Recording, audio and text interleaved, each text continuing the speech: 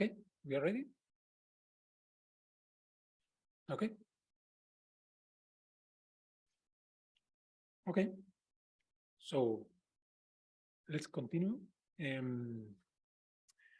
Well, we talk about this absorption and dispersion. Okay, this is one of the most important ingredients in the radiative transfer equation, actually, because basically this describes how radiation is basically absorbed and dispersed when it goes through a media, okay? When it goes through the atmosphere, or when it goes through your crystal device, or in any other situation, okay? So, so far, we know that we have a wave equation, that the simplest solution of the wave equation is easy to understand, but we need to add ingredients just to adapt it to real life, okay, to real physics. The first thing that we introduce is the possibility of having the electric permeability in the medium, okay? That is basically when the ray direction and the wavefront radiation go through different paths, because there is a permittivity in the medium, okay? And we said that we can somehow assume that you have a diagonal matrix for this the electric permittivity tensor that allows you to deal with the problem of the wave equation easily, because it's just a constant that multiplies each of the electric field components, okay? And then there is no further modifications in the wave equation. You can still apply your plane wave solution in your quasi-monochromatic wave concepts, okay? But now we can make this more complex, okay? And we will talk about how light propagates through a low density weakly conducting media. And then we will talk briefly about how this absorption and dispersion profile looks like. And actually this is how the Stokes profiles look like, okay? They look like absorption and dispersion profiles, actually as a combination of them, okay? There are a lot of math here involved in these calculations. I'm not going through all the maths because they are actually sometimes not easy to follow. They can be done easily if you go to the book and you try to do it by yourself. You will realize that despite some complex expressions, it's easy to get at them. So you don't have to have a magic wand or something just to go through the solutions. It's doable, but it's also the classical approach, okay? So when we talk about dispersion and absorption profiles and things like that, from the classical point of view, we have to modify them at the end to introduce changes to take into account that the spectral lines comes from atomic transitions. You have to take into account that you have a bulk velocity in the media. You have to take into account you have a Doppler bordering in your media because of turbulent motions, just because it's hot at a certain temperature. All these things have to be added empirically, how to say, okay? If you want to know how they go directly to the absorption and dispersion profiles, when you analyze the relation, you have to start from the quantum mechanics approach to this topic, okay? And you actually can go to the Landiner-Genti book and Landolfi, and it's there, but it's a little bit more complicated to follow. And I'm not sure everybody will be able to do the math there, because it's really challenging, okay? Because it's starting from quantum mechanics principles, but it's there, okay? So let me try to explain you how this equation, the wave equation, changes when we have a conducting media, okay? So this is just basic introduction. We have been talking about this absorption and dispersion, okay? Absorption is, as its own name indicates, is basically to remove energy from the electromagnetic field, okay? And dispersion here is basically the dephasing of the electric field components. But actually is how the electric field is the dispersion of the wave through the medium, actually, okay? So we need a precise description of both things, about absorption and dispersion, okay? All the properties of different crystal materials and so on are based on these two properties, okay? Like retardance in a crystal, refringence, absorption properties, the polarization systems. They need to know all this absorption and dispersion, how it works in practice, okay? The wavelength dependence in the absorption and dispersion profiles is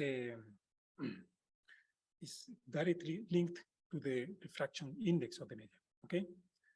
And this refraction index actually connects two very important things, which is the conductivity and the dielectric permittivity, okay? All these things are really interconnected, and how they are connected is what gives them their particular shape, okay, in wavelength or frequency, okay? I also should say that we have been always assuming that we don't have magnetic permeability, okay? We assume that the magnetic permeability is just zero, okay? And all I want to show here is based on classical physics, not quantum mechanics, okay? Well, for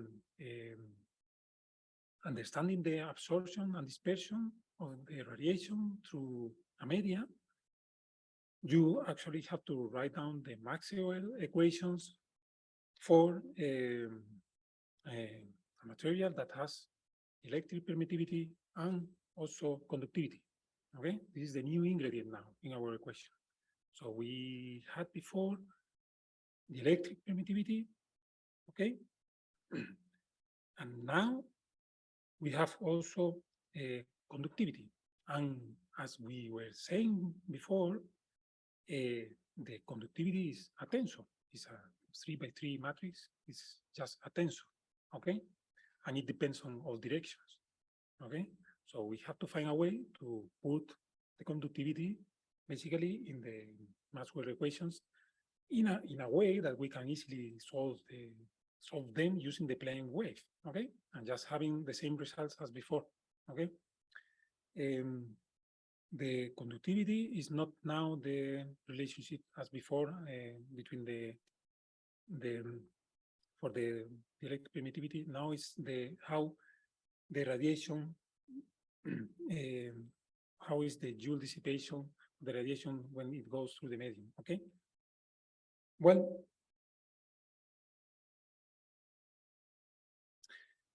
here you have the wave equation when you have into account the conductivity of the media, okay? You can see here again that this one is the one we had before, the electric permittivity. So this is just three different quantities in three preferred directions. And now we have this other term, okay, that has this new coefficient, which is the conductivity, which is also a three-element vector, one in each direction, okay? And we have done, you can arrive to this equation using the same tools as we did before, okay? You can assume that the tensor can be diagonalized, that you can assume that you have a linear relationship between the Joule dissipation and the electric field, and that you just can arrive to this equation from exactly Maxwell equations. So this is something that you can do. Basically, it's a little bit more involved than the previous one, but it can be done already. And now solving the plane equation it can be done as before. So we can assume a plane wave and just basically put the plane wave here and go through the different results to see what you get there, okay? And going through this, the solution of the plane wave equation here, you arrive to dispersion and absorption profiles, okay? But before that, we can just have a look at this equation and see some of the properties, okay, which is very important for the understanding. So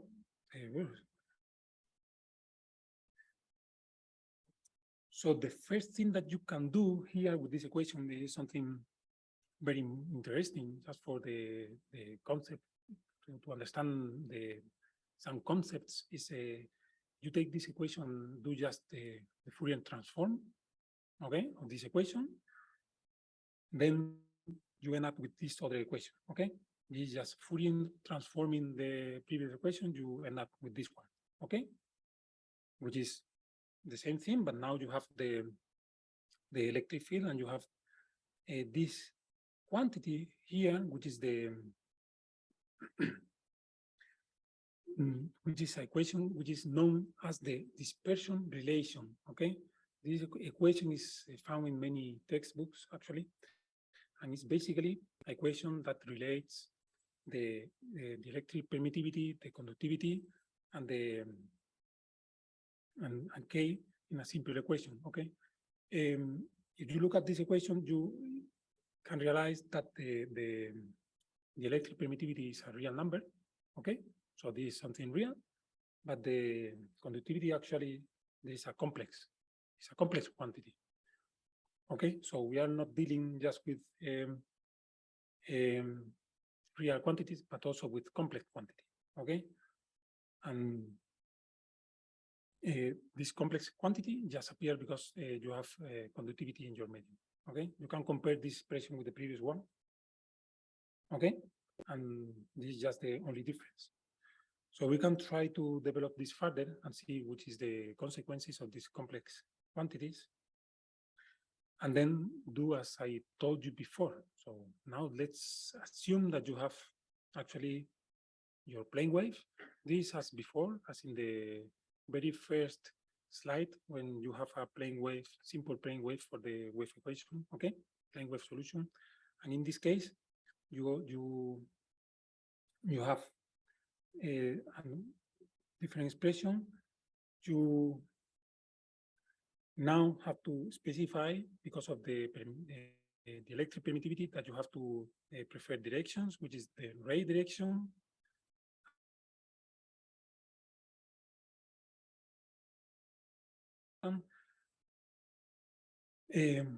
Everything that you can do for solving the Maxwell equation, assuming that the plane wave is represented like this, is exactly the same formally, so you can arrive to the solution doing the same calculations, but the only thing that you have to take into account that now your refractive index in the three direction is not a real quantity, but it's a complex quantity like this, okay? Okay, and now for solving the equation, you have to assume a very important thing, which is related with the equation that we had before, no?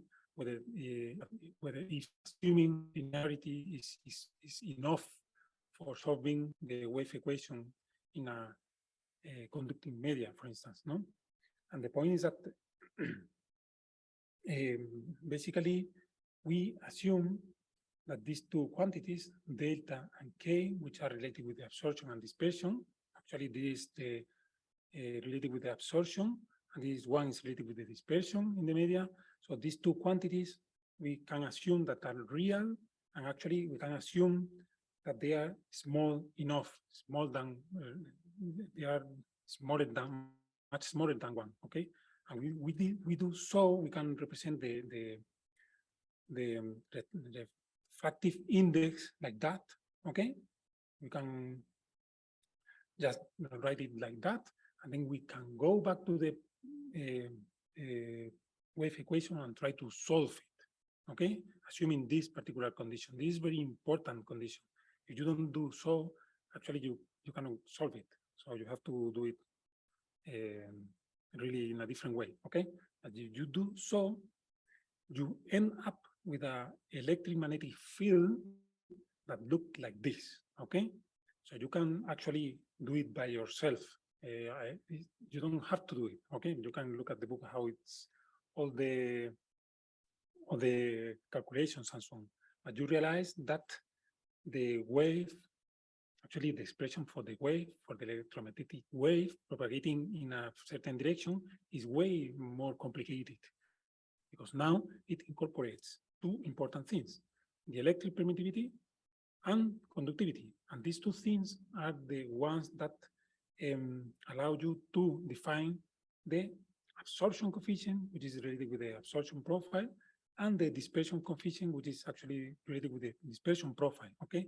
So, and then here you have to really kind of believe me, because you do the actual derivation of the equation, you end up in this expression, and this term here is actually related with the absorption coefficient, and this term here is actually related with the dispersion. You can see that here is the complex quantity, okay? And this one is a real quantity, okay? And basically, this imaginary part here is producing a decay, okay, in the electric field. It's an energy removal process, okay, and the real part in the absorption, in the dispersion is producing a phase shifting, okay, along the ray, which is represented here with this quantity as well, okay. Well, these expressions are not included in our previous solution, which is written like this, in the case of a quasi-monochromatic wave, okay? So instead of rewriting everything in terms of these absorption coefficients and dispersion coefficients, there is an easier way to deal with the math. And actually what we do in practice is we redefine somehow the coherency matrix, okay? Instead of the electric field vector, instead of electric, we redefine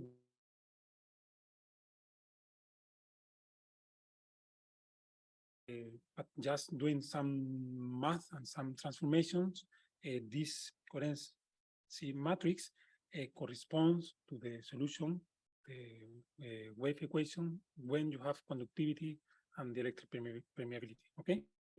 And you can see now that if we assume a particular direction of the propagation of the ray, we can represent the velocity like this.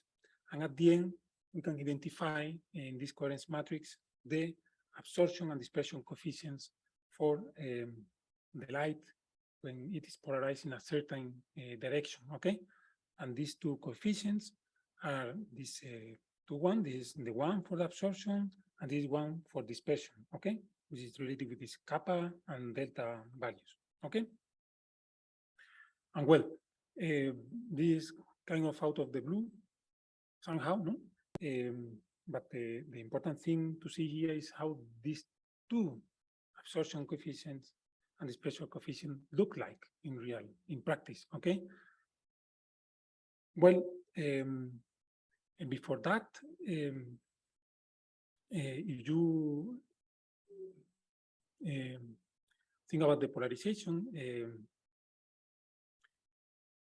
what I wanted to say here, I don't remember, but this one important thing is the absorption coefficient interpretation is very well known in practice because it's known as the mean free path of the electron, of the photon, okay? Maybe you know that concept, okay? So the mean free path of the absorption is just the inverse of the absorption coefficient, is related with that directly. And actually, this has to do with the conductivity on the medium, that the mean free path in the atmosphere is around 100 kilometers in the solar atmosphere, okay? But if you can imagine the mean free path in a material or something is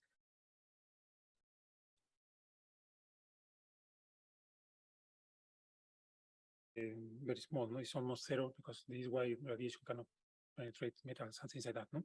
I wanted to see something related with the polarization, but I don't remember now. But I will remember later, okay? So the important thing is that so far we have assumed, okay, that in an isotropic medium with the electric permeability and conductivity, we have two tensors that can be represented with a diagonal matrix if you assume some principal directions in your reference frame, okay? That's very important to know. if you have that in mind, you can represent your absorption as dispersion around your propagation of the ray, okay? These assumptions can really be valid in the solar atmosphere, okay? Because we are assuming, remember, that the conductivity and the permeability are small enough, okay? So they are much smaller than 1. So we can really arrive to these solutions, okay? But what happened? So if you want to write down these expressions, this is what you have actually, okay? So if you go to the textbook, you can derive from the previous equation of the magnetic field, okay? Of the electric field, you can really arrive to the expression of the absorption profile and the dispersion profile, okay?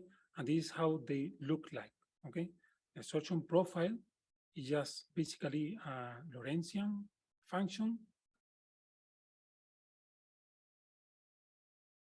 in frequency value here, and then there is a decay towards the left and the right. This is how absorption looks like, and actually is given by this expression. And you also have the dispersion profile, which looks like this one, which is different from this one. Actually, this is the way they are, okay? But these two quantities, these two absorption and dispersion profiles are not enough for describing the propagation of an electric field, so the propagation of radiation through the atmosphere. They are just simply not enough, because there are a few ingredients that we cannot include if we are starting from the classical approach, okay? So we have to really introduce different corrections to them, and these corrections, you cannot make them if you start from classical physics. So you have to go to quantum mechanics, basically. So the first correction to the absorption and dispersion profiles comes from actually quantum mechanics. For arriving to the dispersion and absorption profile, we just assume that there is an electric charge moving in the media, okay? Because you have an electric field propagating in different directions, and this electric field move charges in your media, and this is what you have to take into account to derive the dispersion and absorption profiles. But in reality, you not have only charges that move around, but you also have atoms, you also have molecules, you have resonances, level transitions, and other things there.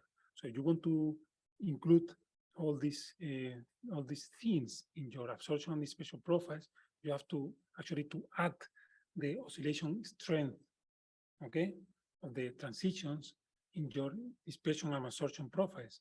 And when you do it from a classical point of view, you just add this F parameter here, the absorption and the dispersion profile, and this one will just take into account quantum effects, okay? In the derivation of the absorption and dispersion profiles, you also don't have into account the fact that you have okay, in your media. You have to introduce that all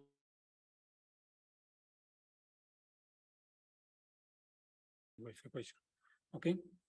In the case, you can introduce the thermal motion through what we know as the Doppler width, okay? Which is due just to thermal fluctuations. It's directly related with the temperature and with the microturbulence of the media, okay? And this is a very well-known expression, and we just add that here, and you have that Doppler width here in these two quantities, okay? And the things that matters now is that the functional form that before was just a Lorentzian, now it becomes this H and F functions, which is the so-called Voigt and Faraday functions, just take into account the presence of turbulent motions in the media, okay? Even further, in all the derivation of the this expression from the classical point of view does not take into account the fact that the plasma can move around, okay, with a bulk velocity, okay? So for having that into account, you also have to introduce this velocity here, which is the velocity of the media along the line of sight, okay? So if you include all these three ingredients in your dispersion and absorption profiles, you have already everything you need for describing how the electromagnetic field is absorbed, how the energy is removed from the electric field, and how the electromagnetic field is dispersed when we move through the media, okay? So these expressions just take into account all you need for describing how the wave propagate through the media, okay?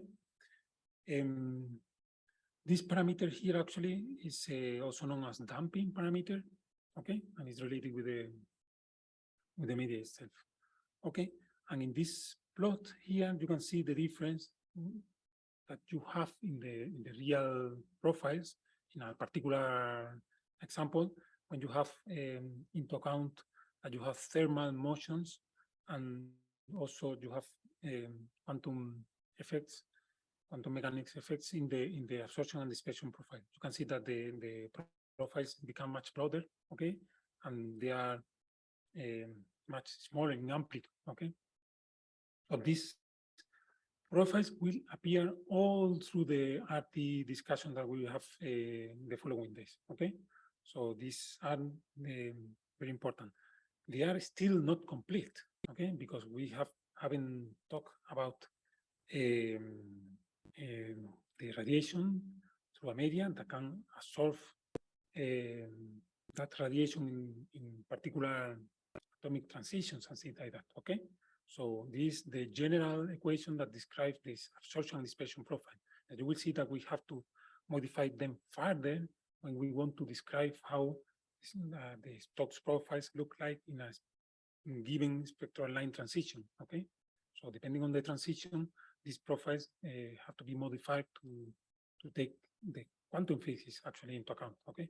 And this is actually much easier from the classical point of view, very complicated from the quantum mechanics point of view, okay?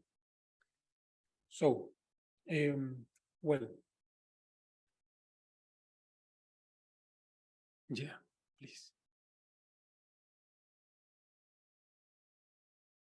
Just for clarifying, so the intensity, when I measure the intensity, for example, from spectral transition line, I'm seeing both together, so like combined, right? I'm seeing it. So these two, for example, these two profiles will be like superimposed, right? That's right. You will see that tomorrow. So in principle, when you measure the intensity, okay, just the intensity, not the polarization, you just see the absorption part, okay? And this is how when you look at the radiative transfer equation, you will see that just really clear because it's there. So so you will see later tomorrow morning probably. And yes, when you measure intensity, basically what you see is the absorption. And when you go to this is how the propagation matrix looks like, because actually it's a combination of different absorption and dispersion profiles, what gives you the different Stokes profiles, okay? But intensity is basically absorption, yeah, basically, because it's not, it's a combination of all of them actually, but, okay? Yeah, well, you will see it. So basically, in intensity, you see absorption. But in practice, it's a combination of all of them, okay, through the radiative transfer equation.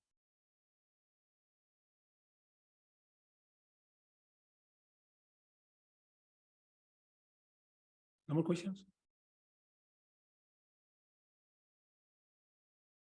Okay, we have more time still, no? We have kind of at 11 what? Okay. So I can continue actually. Okay. Yeah, because so my idea actually was to try to put a lot of effort in the RTE, which is the important thing. Okay. And I thought I wanted to go fast here because these are just concepts and things like that, but the important things are in the RTE part. But this is what starts now. And I was probably thinking starting tomorrow that, but I think I can start it today, okay? How you build the RTE, the radiative transfer equation, how you start to build it from these concepts, so from what we have seen so far, okay? Which is basically the definition of the RTE from the classical point of view. Well, there is already long. This will be much longer, actually, not that fast.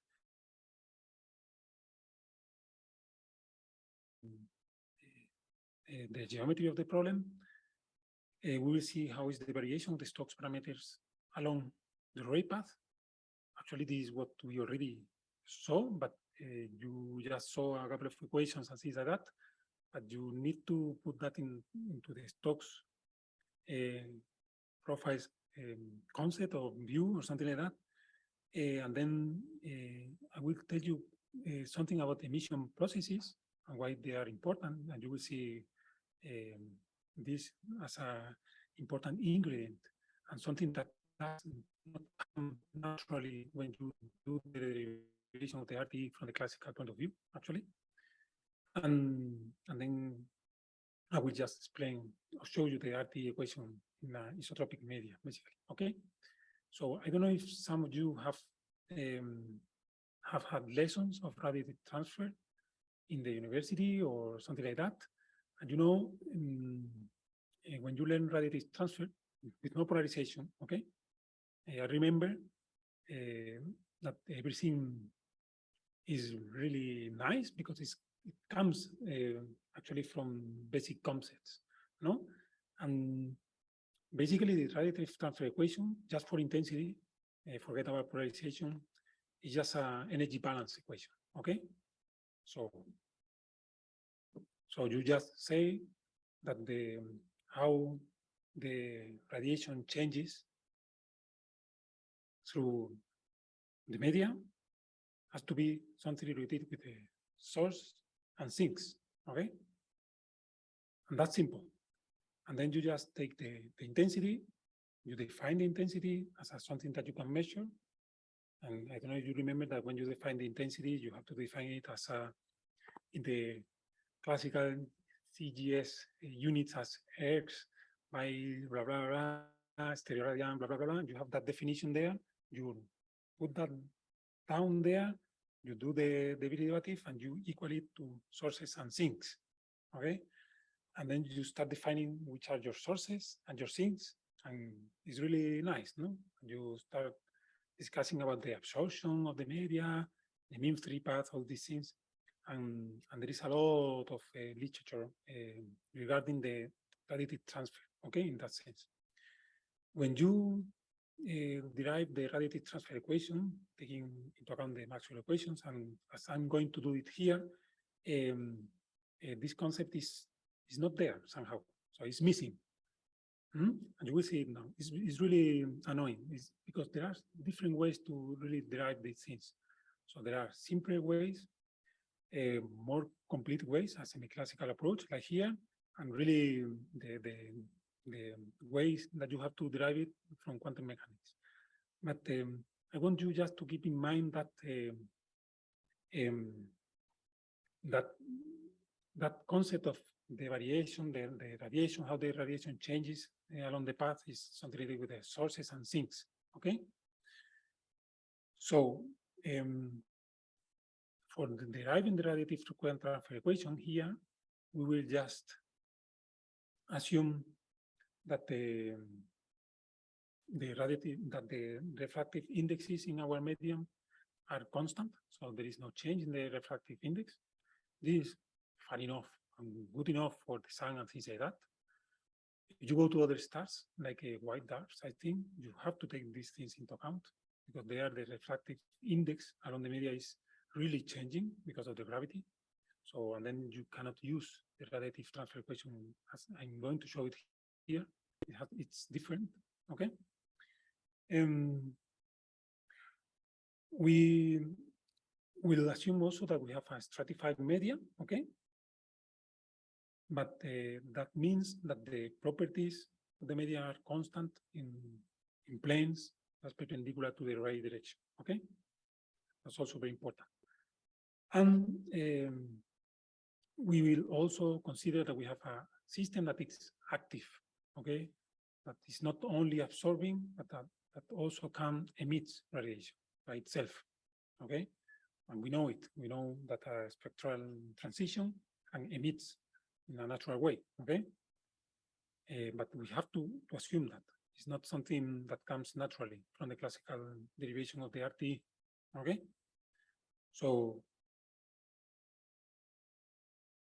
we will also assume some properties, which is important, is that all the absorption, dispersion, and emission processes do not depend on the Stokes vector, okay? This is not the case when you have, for instance, scattering, okay? Because there, what you have depends also on the input radiation, okay? In this case, we will assume that it does not depend on the light beam itself, on the Stokes vector, okay? And we will also assume that there is no time dependence here, okay? So that there is no time dependence, and that's it.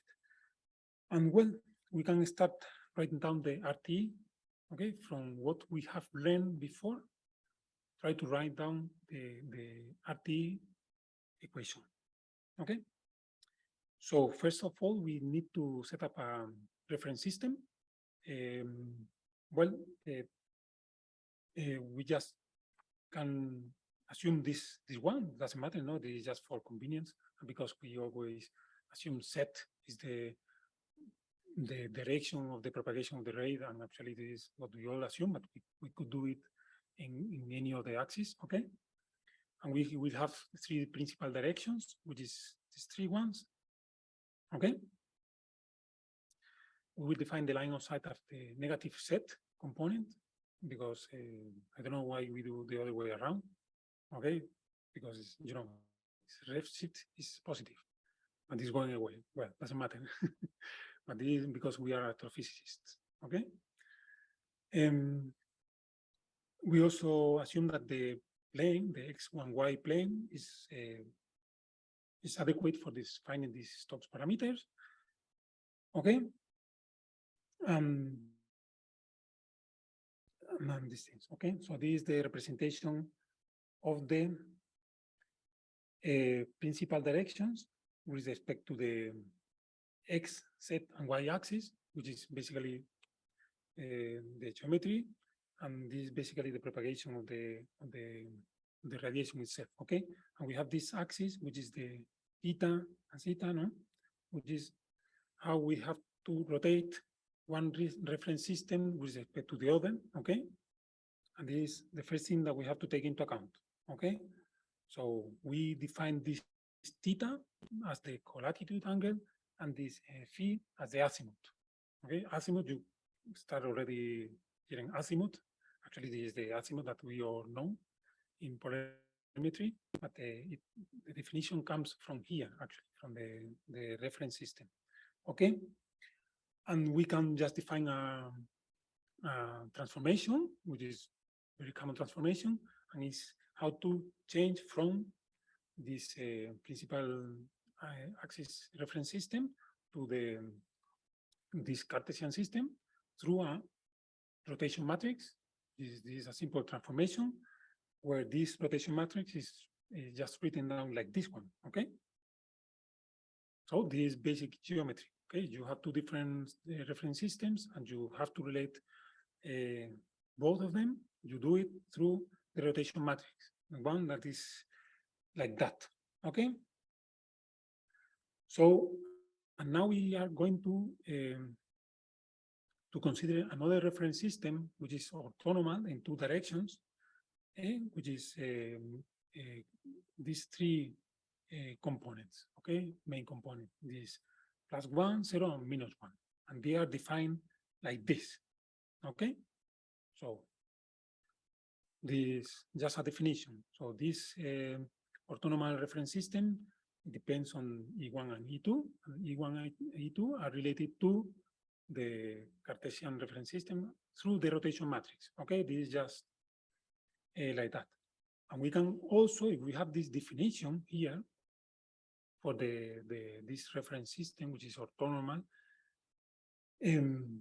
we can write down a transformation between the previous system and this new system through this matrix A. And this matrix A will look like this, okay? Which is this determinant, okay? This is just geometry. We did this definition just because it is convenient for our problem, and you will see why, okay? So far, so good. So these are just transformations, reference systems, and so far. So this is always important to define very well for deriving your equations. Well, and now you can do the same thing and try to make it a little bit more complicated, and you can go from your Cartesian system through to your new reference system, is -1, 0, and +1, these three components, and then you have now this G matrix, okay, which is basically defined as this, okay, and you can see already here, which is the colatitude and the azimuth of the system, because this is the rotation, and also you see the complex quantities there, because the new reference system is just has complex quantities, okay? So it's important to know that using some matrix relationships and things, you can actually relate the two components of the electric field that you need to represent them in the X and Y Cartesian system, the EX and EY, which depends on time. These two components of the electric field in your Cartesian system, you can represent them in terms of this other system, okay, using the complex conjugate of this matrix, okay? This also still geometrical things. This is the way you can represent electric field moving the X and Y axis, okay, in your Cartesian system, and then you represent them with E +1, 0, and -1, okay, just in this transformation, okay? Well, and now remember, if you have all these things in mind, which is not trivial actually, and now you have to think about what we have been talking so far this morning. And now you remember that we have a ray propagating along the Z axis, okay? And then you have the expression of your electric field in the case when you have conductivity, electric permittivity, and you have absorption and dispersion. Remember this expression actually. Here, when you have the different components, this is the solution to the wave equation, when you have the electromagnetic field propagating in a media, okay? And then you define some different quantities. In this case, you have to make a definition like this of a quantity, which is nabla, which is a diagonal matrix with different components, okay? Different components that have the dispersion and absorption profiles, which is this one, dispersion, absorption, and dispersion is these quantities here, okay? And then you try to represent the variation of this electric field along the ray path using the reference system that we have been discussing until now, okay? If you try to do so, and you can do it analytically actually, so it's just putting the wave equation and then you realize that you can represent how the electric field, these three components of the electric field, changes along the Z direction, okay? And actually, they change like that. So you have the same vector, and this transformation here, okay? So if you do that, you can actually arrive here easily, okay? So, and this equation tells you how the electric field propagates through the media, okay? In this particular reference system. And now we can use all the transformations that we have been discussing and just represent how the electric field is propagating through the Z direction, and write down the electric field with the X and Y components, and then you end up having this matrix here, okay? You remember that this G conjugate and the G transpose and the nabla and so on, they are quantities that are just transformations between different reference systems, okay? It's nothing like more difficult like that, okay? And actually, you can just make this system more complex, so more compact, and try to represent this matrix with a 2x2 matrix called T, okay? And then create the different components of this 2x2 matrix T with the previous one here, and then write the system just discarding the set component, okay? Just for convenience, okay? Convenience so far, okay? And then you have this expression here, okay? And then if you keep thinking, you remember the definition of the polarization tensor, okay? This coherency matrix. So you remember that the polarization tensor was this one, where this is not a 4x4 element, now is the multiplication of two vectors, but it's the same thing, okay? And you also have, well, this is a compact representation because it is supposed to represent a quasi-monochromatic wave, etc., okay? And then you can realize that if you can write this equation in terms of the polarization tensor, okay, using some matrix relationships. If you do so, you can write the variation of the polarization tensor along the Z direction like this, actually, okay? And then you can call this basically H, okay? And then you have a really compact form of how the polarization tensor changes along Z, the Cartesian coordinates, okay? And this variation is just given by the matrix H. And this H matrix contains all the quantities that relate how the reference system changes from the Cartesian to the principal planes, because it's, the principal planes is where the electromagnetic fields propagating, because the medium has conductivity and the electric permeability, and all the things are there, okay? And you have your absorption and dispersion profiles also contained in the matrix, okay? So this is just a compact form of everything there, okay? And then you can actually change things to make it more similar to what we know in the literature. And for instance, you can use the Pauli matrices. You remember that we discussed the Pauli matrices. It's just a different way to represent things, okay? And then if you do the representation of this equation using the Pauli matrices, what you have actually is the variation along the Z direction of this matrix, okay? Which is the Pauli matrices and the C1. And actually, this here is the different Stokes vectors, okay? You remember that there was an expression for the polarization tensor in a previous slide where you have C, which was equal to something Q, U, V, and so on. So actually, it's this one, actually, Okay, if you replace that one here with the parallel matrices, you will see that actually this how Stokes I changes along the Z direction, and it changes like this one, okay? Like this matrix multiplied by the H, okay? And so on and so forth.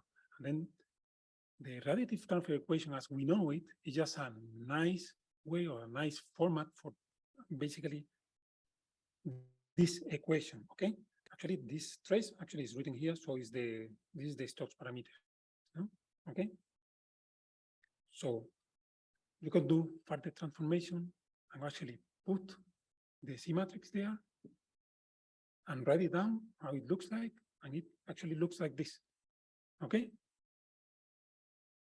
And this is the RT as we know so far. So is the how the Stokes vector changes along the ray path, okay, along the set in the Cartesian coordinates,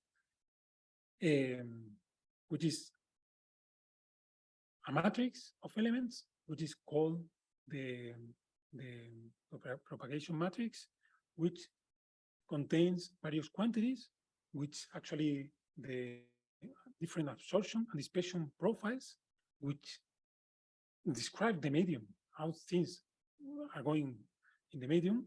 And these quantities are actually these ones that you can see here that have these coefficients. And you remember that these were the absorption components, and these were the dispersion components, and these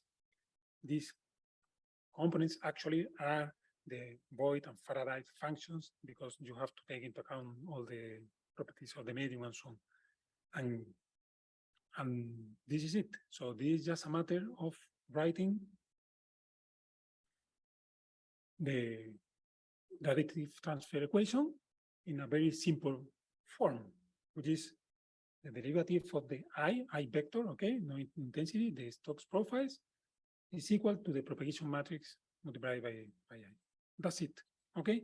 And in the absorption matrix, we have three different components, which is the absorption. This is what I told you. Intensity mainly comes from absorption. You have the Dickroims terms here, and you also have the dispersion Dickroims here, terms here, okay? And this is the radiative transfer equation, and this is how we go from basic principles, okay, classical physics, basically, to the radiative transfer equation. So it's just a nice way of representing a geometrical problem, okay? And this is it. But you will realize here that there is one term missing, actually. And you don't realize, this is why I was telling you at the beginning that when we learn radiative transfer in the university, they always talk about the sources and sinks, okay? And I don't have sources here. It's missing. So there is no any source here. So from the classical point of view, when you arrive to this equation, you miss the sources. But we have to add them somehow. And we do it the hard way. So we know they have to be there just to fulfill basic principles, okay? Okay, so I was going to stop here, okay? Because tomorrow I want to explain how we add the sources, okay? And this has to be with the Kirchhoff theorem and so on, which is concepts that are much more important for the radiative transfer. And well, we should stop here, and this is it.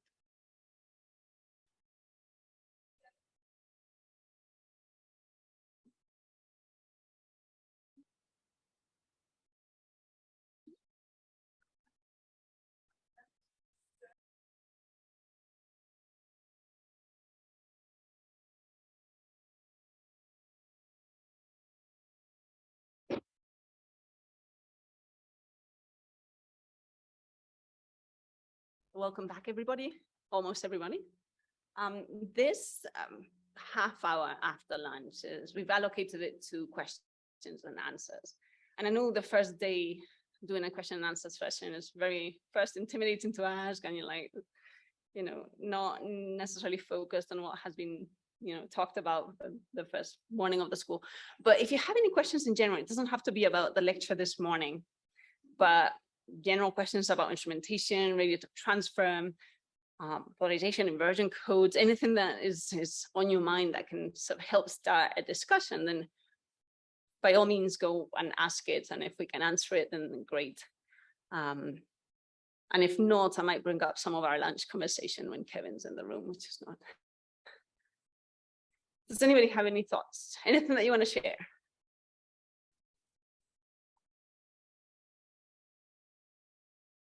Anything that you want to ask? Yeah, Jonathan. Yeah, can you, yeah, thank you. Use a microphone. You can pull it out of there, I think. Yeah.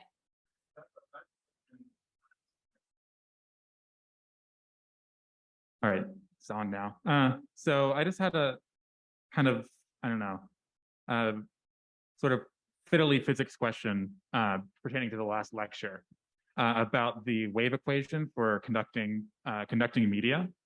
And so kind of in that formula, it was kind of implicitly assumed that the principal directions for the dielectric tensor and the conductivity tensor were the same.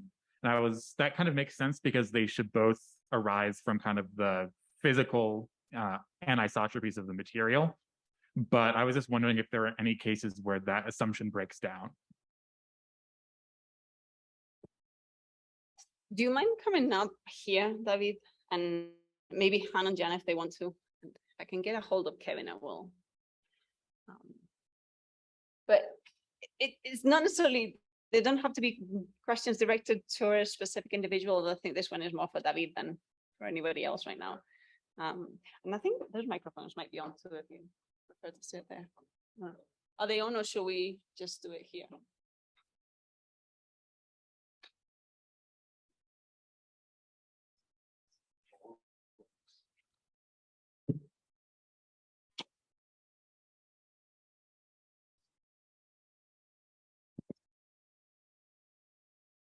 I don't have an answer for your question.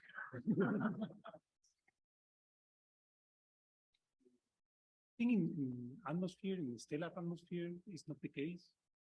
I don't know if it is something that can happen in dense atmosphere, like in white dwarfs or something like that. But as far as I know, this assumption should be valid. I think. I know you know anything. No, but I don't know. I'm not sure. I would check that because this I can do for sure. I can check it and tell you later if there is any instance where that doesn't happen. Okay, then I will tell you. I think also I enjoyed very much your lecture this morning. It's very nice to see that you get the equations from first principles, right? And you always wonder where in the 4x4 matrix where all those angles come from, and you showed clearly that is from the geometry, but basically where you have to go from a description. So I think one thing to add there is that the axis that you put the epsilon plus minus and so like that is the natural those are the natural axes for description of the scattering of light or absorption and emission of light for the atom, right?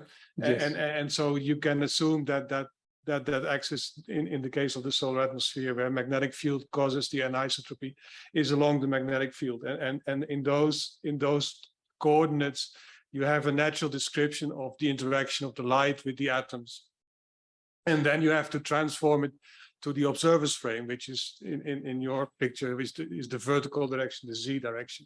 And this is where all this geometry manipulation that David was showing this morning comes from. Now, in practice, once you go to what we do with the spectral inversions, you don't necessarily have to, you use the formulas, but you don't necessarily have to worry about all these quantum mechanical or basic physics description. It's very nice nice to know where it comes from, and it helps you understanding in what are the assumptions that you make when you do this kind of work. But we will go to, later on, you'll see that we go to a more phenomenological description of the radiative transfer equation, right? Where we don't worry about the electromagnetic equation or wave equation. And so it's good to know where all these things come from, and that's very useful, and you did it well. But maybe you shouldn't get scared by the technical aspects of what this was about earlier in today. And so, yeah, I just wanted to say that you don't need to be scared. I do want to add something to that, because you mentioned approximations and limitations and so on, and then you bypass that and you go, oh, this is how I solve it. But it's so easy to go so far down that road that you forget what approximations you made, and then you start using these things as diagnostics and regimes where they're not valid anymore. So you do want to know what approximations were made along the way, to know where the limitation of, in particular, your inversion codes, when you get to the point of interpreting data, you need to know what is inside them, what kind of approximations are inside them, to understand what are the limits of the applicability, right? This was way far from Jonathan's question, but just made me think of that. Yeah, yes. And so in general, all this kind of introduction is to make you realize is what is the problem we want to solve, and where does our solution come from? Right?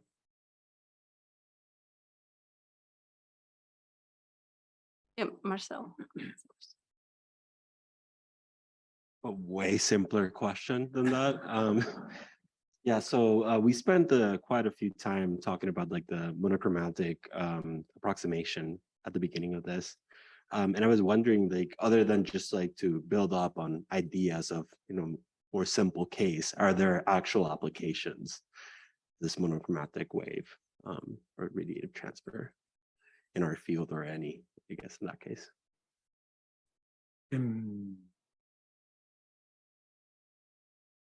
That's another good question. Well, I think you have to think of it this way. The monochromatic wave is the description that we use when we look at one interaction, right?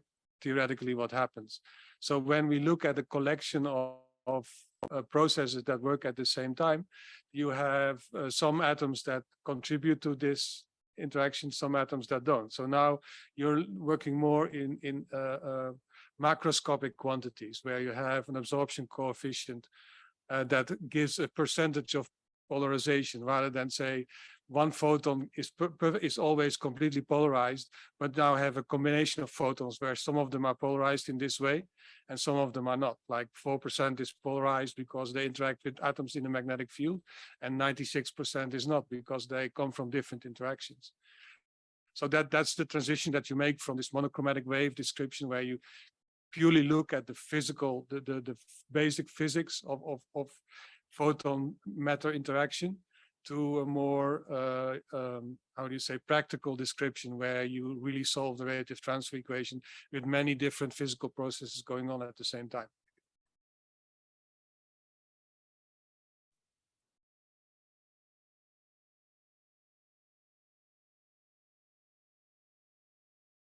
Yeah, Stokes profiles are when you first see them, it's like, where the heck did that come from? How did they even come up with this? Why do they have these four, and why does that describe exactly? And again, you can show with all these mathematical manipulations that it makes sense, but it doesn't necessarily give you a good physical feeling, basic feeling of what you're doing. And you just have to, sometimes it even works better the other way, is that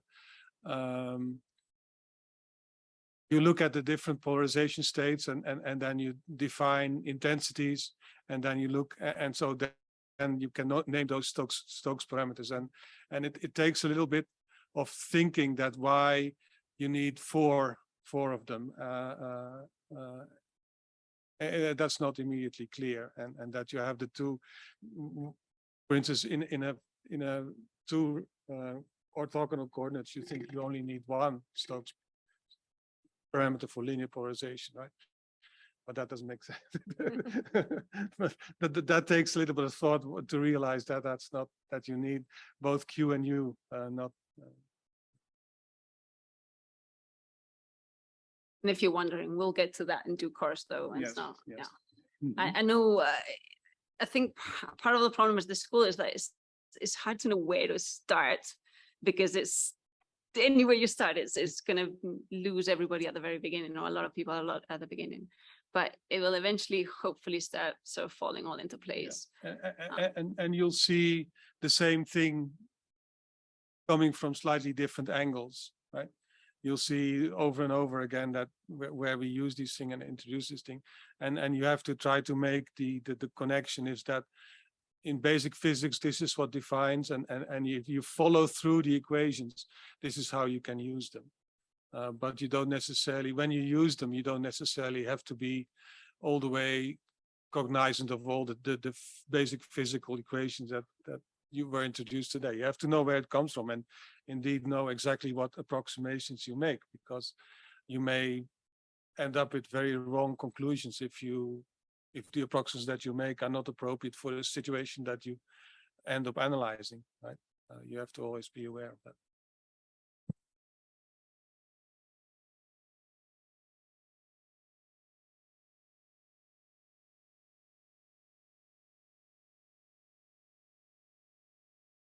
So everything was perfectly clear this morning. There's no questions, right? Saida has a question. Well, probably it's more to make a discussion, because I think that this is quite like an open question. Well, I don't know, actually. David mentioned about this situation with the measurements. So you have to integrate over time. So your measurement and sum up over time. But what happened in space? Because you had a fixed pixel, we have a specific size. So you have also a sum up over space. And what happened with the round stuff? So there is an interaction. I know that this is a big deal of having these contributions for pixel outside. So could you discuss a little bit about this? It comes to my mind because this is really. Yeah, so I don't know. Probably you will see that in the practical lessons here, when you have simulations and then you do the forward synthesis of the stocks profiles in the data. But because the process we are describing here right now is ideal, no? It's like you are looking at a single ray that goes through a plane planetary atmosphere. But in reality, it's not the case. No? In reality, you are looking through stratified media in all directions. Okay? But you assume that it's plane parallel, and actually you assume that you don't have variations within your pixel. In reality, you have. Okay, and when we design our diagnostic tools, we have to take that into account. Okay, and there is a lot of papers and research work related with things like asymmetries in the observations and things like that, because actually it's not a single ray, it's just your media is stratified along the ray and also horizontally. No? This, the real case. I mean, so this is what we have to deal with actually. But all these tools are for a stratified media where you don't have any variations along. So, well, especially there are also other solutions for the radiative transfer equation, taking into account fluctuations in the stratified media, like the Sanchez media case, no? And you will find there is literature about that, no? That there are other ways to express the radiative transfer equation if you have fluctuations in the stratified media. But in this particular case, we don't have that into account. I did, sorry. I mean, that just goes back to what we were saying earlier. You want to know the assumptions that you're making when solving the radiative transfer equation, which is always embedded inside these inversion codes, to understand what results you're obtaining. And as David mentioned, there are ways that in spectral line inversions we deal with this lack of homogeneity in the pixel, or non-resolved atmospheric elements in the pixel. But there's still always assumptions, and your results are going to depend on the assumptions that you make. And I'm going to delve a little bit into this in one of the lectures on Wednesday about inversions, well, just superficially, but we'll touch upon it a little bit more.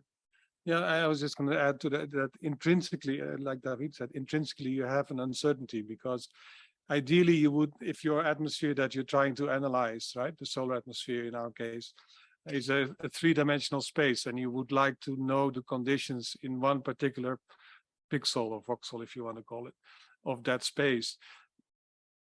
You can realize that the signal that you get coming from the surface is an integration of both an averaging horizontally, but also very significantly over several scale heights in the direction of, in the line of sight.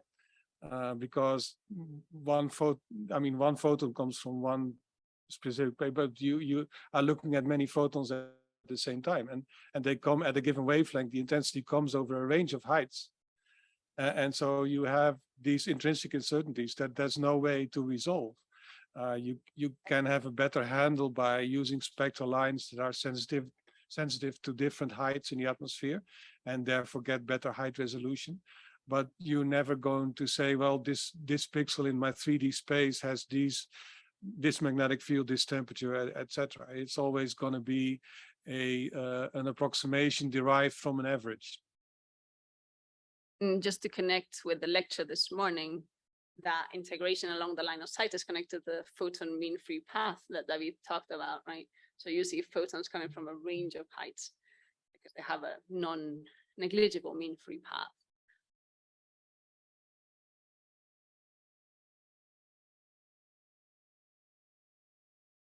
And that radiative transfer is particularly bad because once you go to non-LTE conditions, you mix information from also different horizontal points, because the radiation field in one location of the atmosphere now affects your sources and sinks in another place of the atmosphere. So you have to do a whole global solution if you want to do it properly.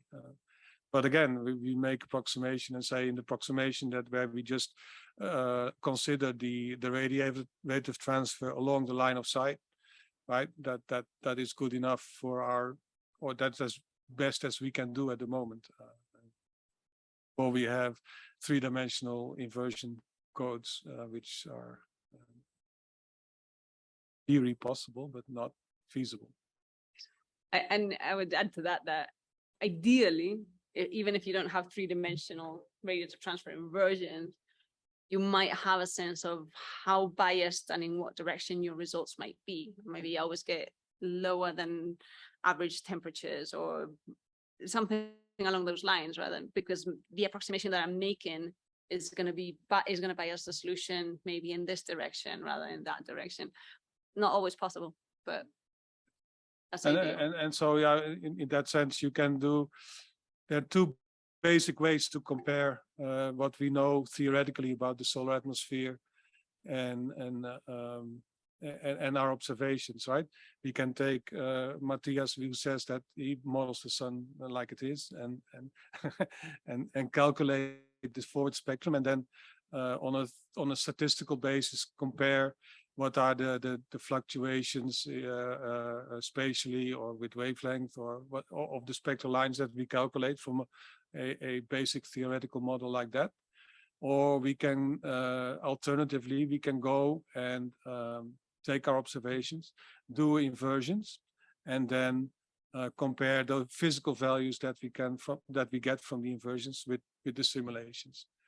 And in both cases, you make some assumptions about averaging but using these simulations can tell you a lot of what you can expect. For instance, like Rebecca said, you can if you do these and you know the average temperature in a certain layer, right?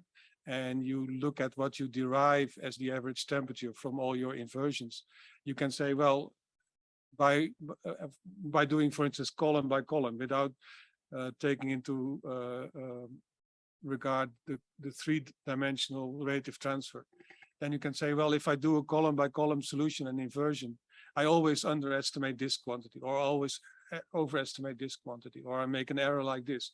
So there's a lot of way where you can estimate the kind of error that you make, if not necessarily determine exactly what error you're making. Right? You can have a feeling of how well you're doing without exactly knowing, well, this is, I make a 20-degree error in the temperature or so. But you know about what range of errors you expect to make. That's a good, powerful tool because you have a ground truth as Yes. opposed to the sun. And even though the ground truth might not be exactly the sun, it's still a ground truth compared to your inversion results. And then you can at least start to get a handle on your errors. Or you can figure out what your instrument does to, like your instrument is not perfect either. It has, makes errors in the polarization that you measure. It has a wavelength, a limited wavelength resolution. It's not ideal. And so you can figure out what kind of errors you're making by pushing the light through your instrument. Data post-processing. Yes. Yeah.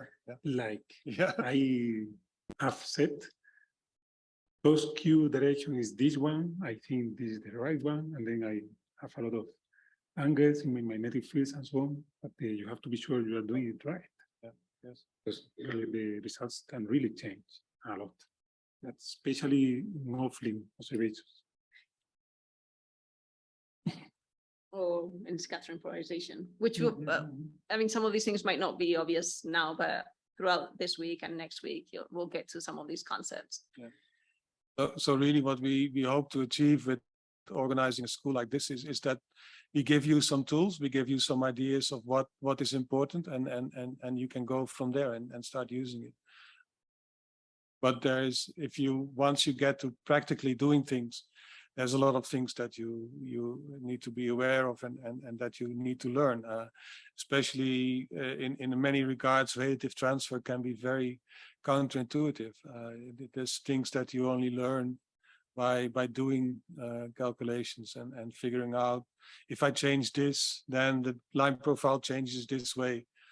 Those are very useful things, and I think some of the forward modeling tools that we will give you actually make this possible, and I would urge you really to spend some time using them and learn, if I change one thing here, what happens to the line profiles, to get a feeling for that, so that once you see things in observations, you start to recognize and say, well, okay, maybe this is going on, and you know better what to expect from, or how to trust your, sometimes you'll get results, and if you've never looked at them, you might just accept them as being, well, this is what it is. But if you know more, you'll realize, oh, no, I must have really made a mistake, because this can't be, right? This is, yeah, this is what happens. This is a good point, because this is part of one of my pet peeves. Like when you take inversion results that are provided by the HMI team or by the Hinode data pipeline or something like that, I mean, that's all great. That's a tool, and they're there for the community to use. But those inversion results are not always right. And if you don't know where they're wrong, or which part of it you can interpret as is and which one you can't, and where the limitations are, then you're probably going to make us, come to conclusions that are not necessarily correct. They're just derived from artifacts of the inversion problem or artifacts of the instrument, and a lot of the things that are not accounted for in the data pipelines and so on. So this, knowing what assumptions have you made and what implications that has is powerful, because now you can look at those data with a critical eye. Yeah, a lot of the things that we are talking about now are problems, and I don't want to discourage you in saying that this is really difficult. It's really amazing to me. Every day I get immense satisfaction that I put a solar model in a radiative transfer code and I get spectral lines that really look like the sun, right? Like Matthias gets sunspots and he gets granulation, and that's immensely satisfying. And the methods may not be perfect, and there are all kinds of, but to be able to take a spectrum and to have a good idea of what the magnetic field is in the sun, that's amazing. You cannot go there. You really have to do this from the light that you get. That's just fantastic. Yeah.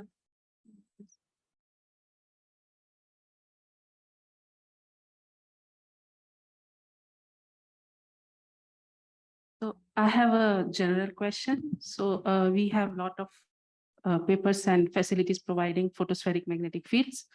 There are some papers with chromospheric, which study chromospheric magnetic fields, but we do not see much research in magnetic field related research in transition region and corona. So what is the basic limitation there, which we have, maybe in terms of, is it in instrumentation, or it is in physics, or it is some other reasons?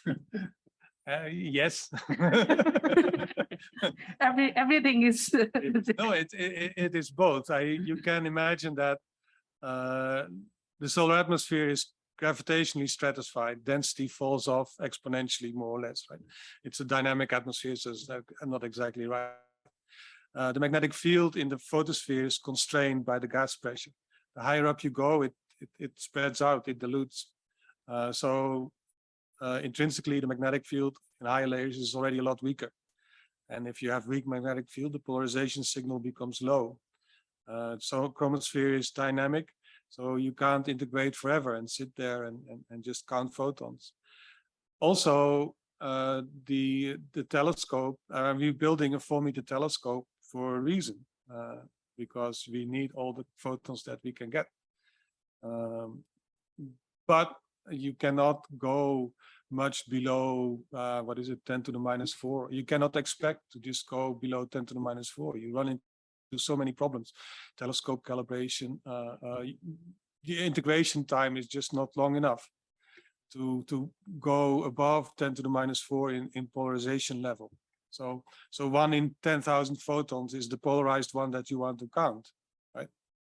And that becomes a very complicated, the noise in that becomes impossible to determine. So you run both into physical problems and observational problems. But at some point it is just not impossible, physically impossible to do the determination. If you would want to measure a magnetic field that only causes a 10 to the minus 5 polarization, you're never going to measure that. It's just impossible. I would say there's a little bit more than that. It's hard science. So once you move up into the chromosphere, the formation of spectral lines gets more complicated. The formation of the polarization of spectral lines gets way more complicated. So the interpretation of the observations is also really hard. Once you go into the corona, I'm not a corona person, but line of sight integration issues and interpreting that becomes a big issue too. So there's many reasons, and I think it deters people from going into that field because it feels like you're hitting a wall sometimes. I say it from my own experience. Yeah, but in any case, I think we can do it already.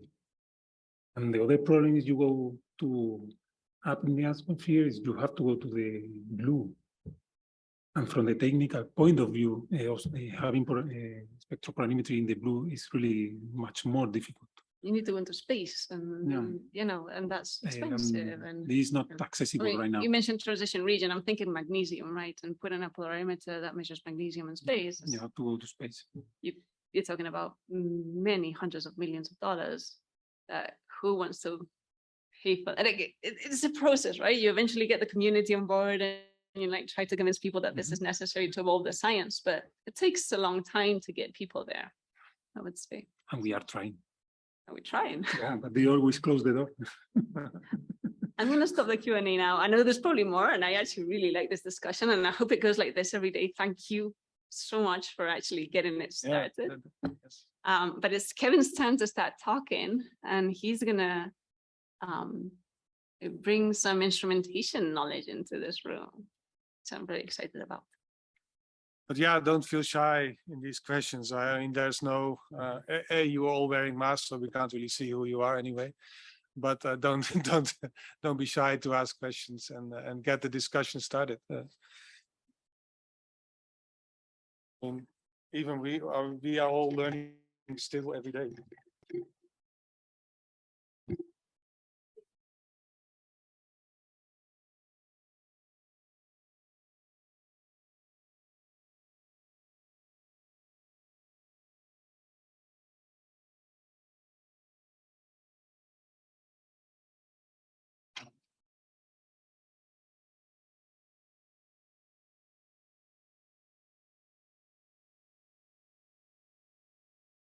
Like a real laser.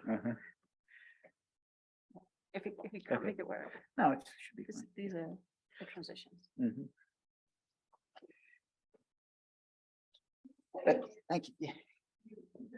Sure. Hi, I'm Kevin Rudin from the National Solar Observatory. It's good to see you all here. And I'm, all these questions that people are asking were already interesting. Hopefully, over the next few days, we'll cover some of the things about instrumentation and, try to get some more questions. So this first lecture is going to be.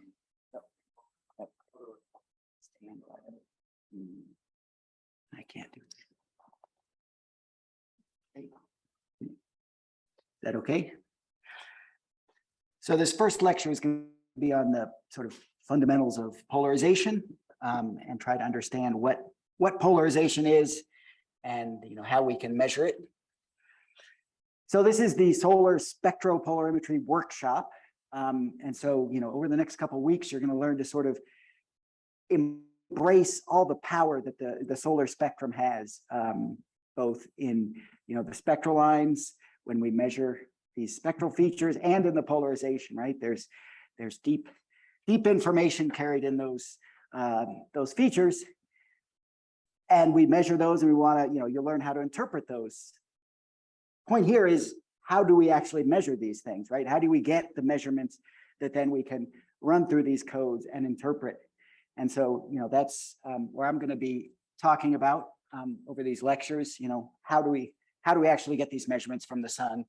And we're going to start today with the polarimetry part, how we do that, and then tomorrow we'll go into more of the spectral discrimination, how we measure spectral lines, and then we're going to learn how those two things are kind of coupled, because the way we measure things sort of affects how we measure a spectral line, affects how we measure the polarization, and introduces different sort of issues that we need to think about, as Rebecca was saying, in terms of interpreting, knowing what our observations really are. So, someone was asking, what is, what is polarization kind of thing? And so I wanted to start with a thought experiment, right? Very simple thought experiment about measuring polarization.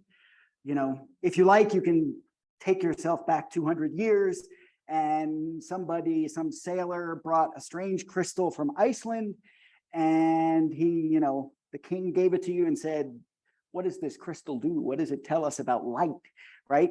And so you want to take some measurements and try to figure out what you can find out about light, right? With some simple measurements. So, you have a light beam.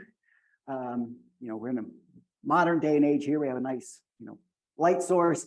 We have an optics thing, right? We don't know quite what that is. And you have a detector, and we can take measurements. So we take a first measurement where we put the optics thing in our light beam in some vertical orientation, we'll call it 0 degrees, right? Arbitrary angle. We're just going to call it 0, and we measure the intensity, and we get 100. Okay, some light comes through the optics thing. That's a first step. That's good. What happens if I turn the optics thing? Does anything change, right? And so now I rotate it 90 degrees. And, what do I measure now in my detector? Well, what you measure can depend, right? There's no definite answer. It depends on the properties of that light beam. So you might get another measurement of 100. Okay, that's interesting. Both measurements in both orientations are the same. You might get a measurement of 0. So if I orient it one way, I get 100, counts. If I orient it the other way, I get none. Okay. I could even get more counts when I turn it. So maybe I'm getting, a higher number of counts if I put it at this different orientation. Okay. So maybe you think, okay, I've got two measurements. What if I take the optics thing out of the beam and I measure, what the intensity of the light is without it? And interestingly, the intensity I'll get is the sum of both of the two values I measured in that vertical and horizontal orientation. So I'll always get some total intensity that's sort of equal to those two measurements. Well, so that's interesting. So maybe now you say, okay, I took a measurement, 0 degrees, 90 degrees, I've got it without, I've sort of characterized, I've learned everything I can out about this light beam, right? With these 3 measurements. I can, all the light is coming through one way, all the light is, the total amount of light, half is coming through 0, half is coming through at 90. Then you say, well, what happens if I rotate it by 45 degrees? And now I have another, way to look at the light, and things could change, right? I don't know exactly what that 45-degree measurement gives me. It might give me half of the total again.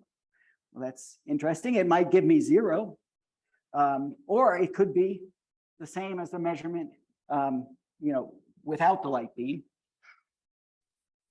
And so there's obviously another measurement here. The 0 and 90 isn't enough. I need that intermediate 45 degree to get some more information about the nature of that light beam.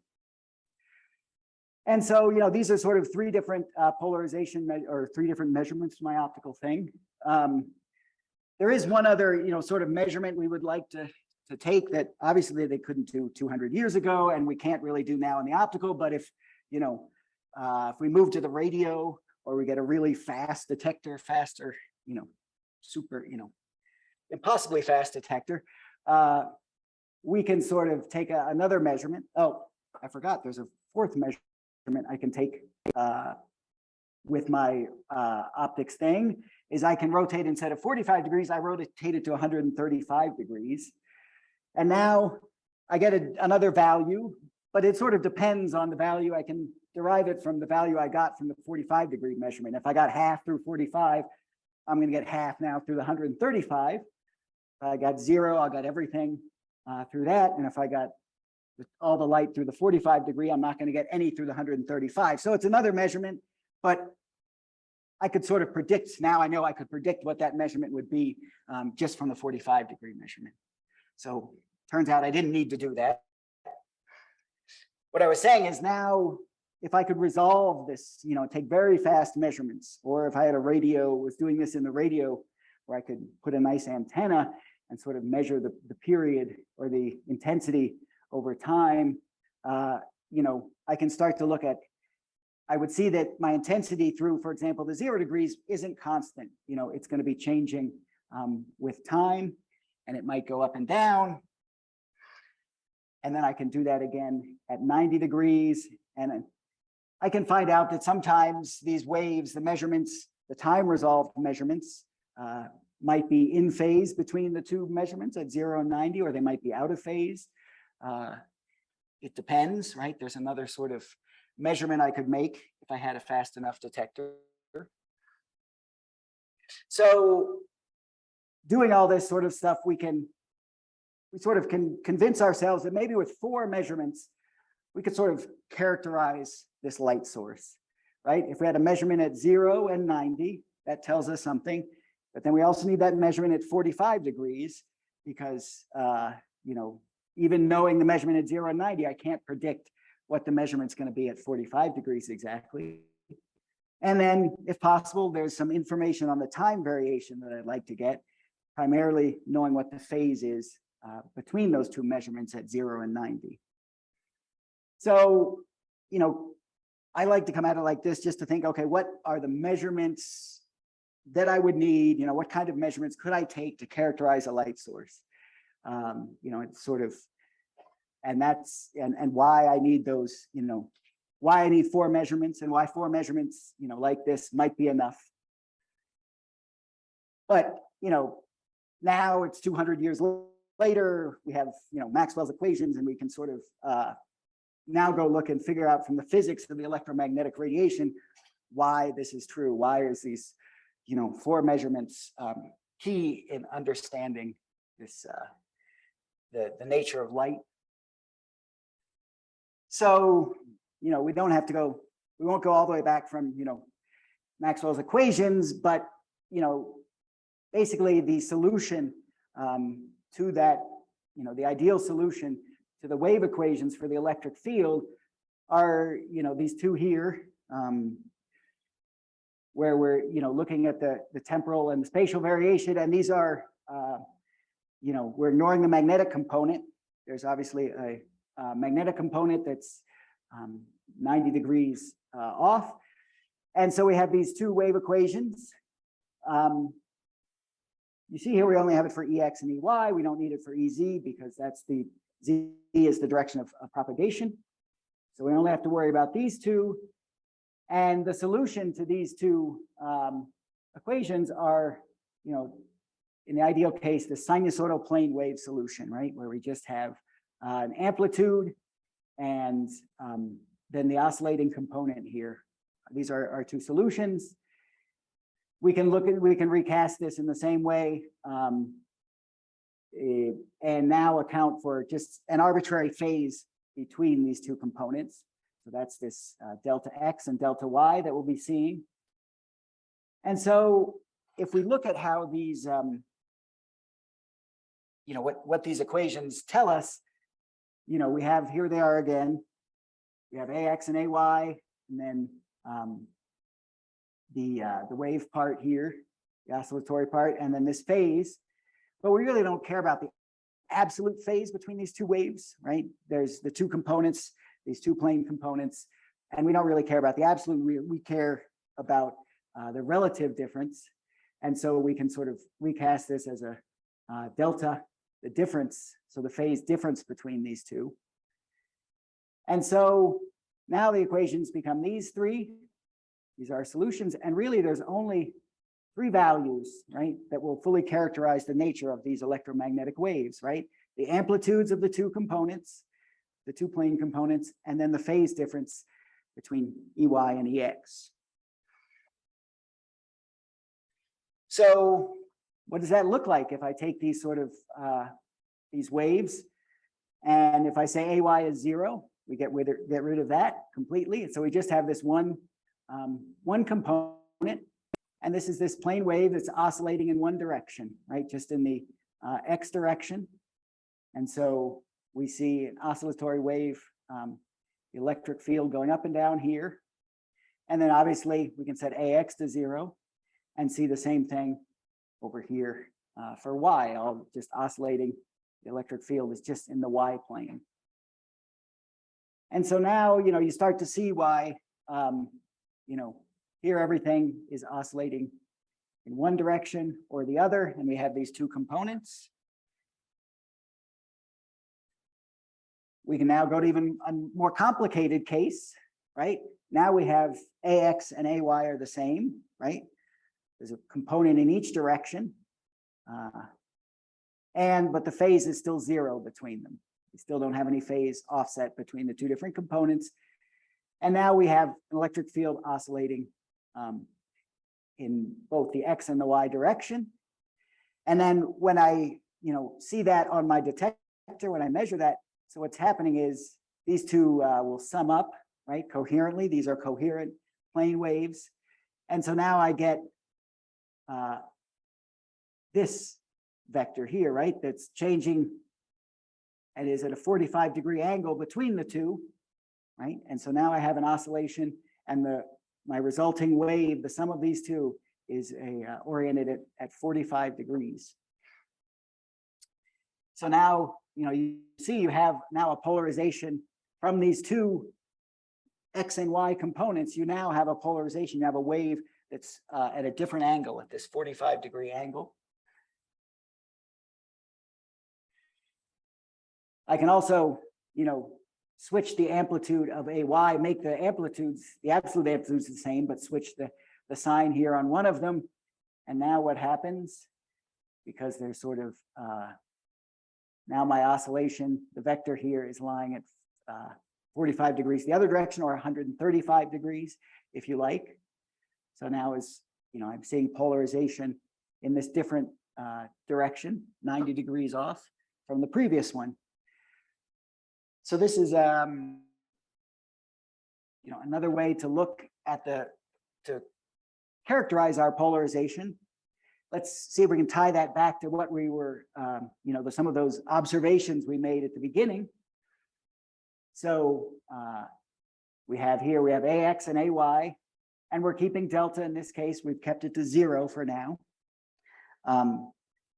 And if delta is 0, we have a purely linearly polarized wave, right? As long as there's no phase difference, it will just be linearly polarized wave will be the result. And we can look at different combinations, right? So if AX was 1 and AY is 0, that was the case where I had with that 0 degree measurement, I had 100, right? I measured 100 and I got through when I put my polarizer, my optical thing there, my crystal at 0 degrees, I got 100 through, and that was, but I would get nothing through the other direction, right? If I rotated my polarizer by 90 degrees, I don't get any light because the wave is entirely oscillating only in the X direction and not in the Y direction, right? So the 0 degrees is that aligned with the X, and 90 degrees is aligned with the Y. We were sort of define it like that at this point. And then in the 45 degree, interesting, I get about half of the total light through. Now I can do the same thing. That was, now if AX is 0 and AY is 1, then I get, the opposite. It's 0. The light is all polarized in the Y direction. And I don't get anything through if I put my polarizer at along the X direction. And I still get 50 through my 45 degree polarizer. Now, if I set AX and AY to 1, interestingly, I get through my 45 degree polarizer, then I get the light is the sum of these two. I have this 45 degree polarizer and or 45 degree angle to that vector. And now I get, all the light will go through my linear polarizer at 45 degrees. And half of it will go through the 0 and half will go through the 90 if I orient them like that. And the same thing, if that other case where I swapped the sign of this, so it was at 135 degrees, at that point I get nothing through the 45 degree polarizer. And I still get light through my 0 and 90 degrees. I get that component, right? So why do I still get something? It's the polarizer in this direction, I get, all the electric field is coming through my polarizer, right? And so I get all the intensity, but if it's in the other direction, I still get a component here.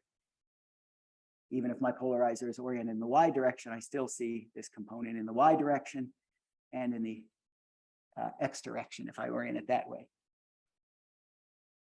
You'll notice that this is, so here, right, these two vectors are not half the length of the total vector, right? This is the electric field that we're plotting here in time. So these are summing quadratically or coherently to form the total vector. But what we're measuring, right, when we're doing these measurements, we're not measuring that vector, we're measuring the total intensity.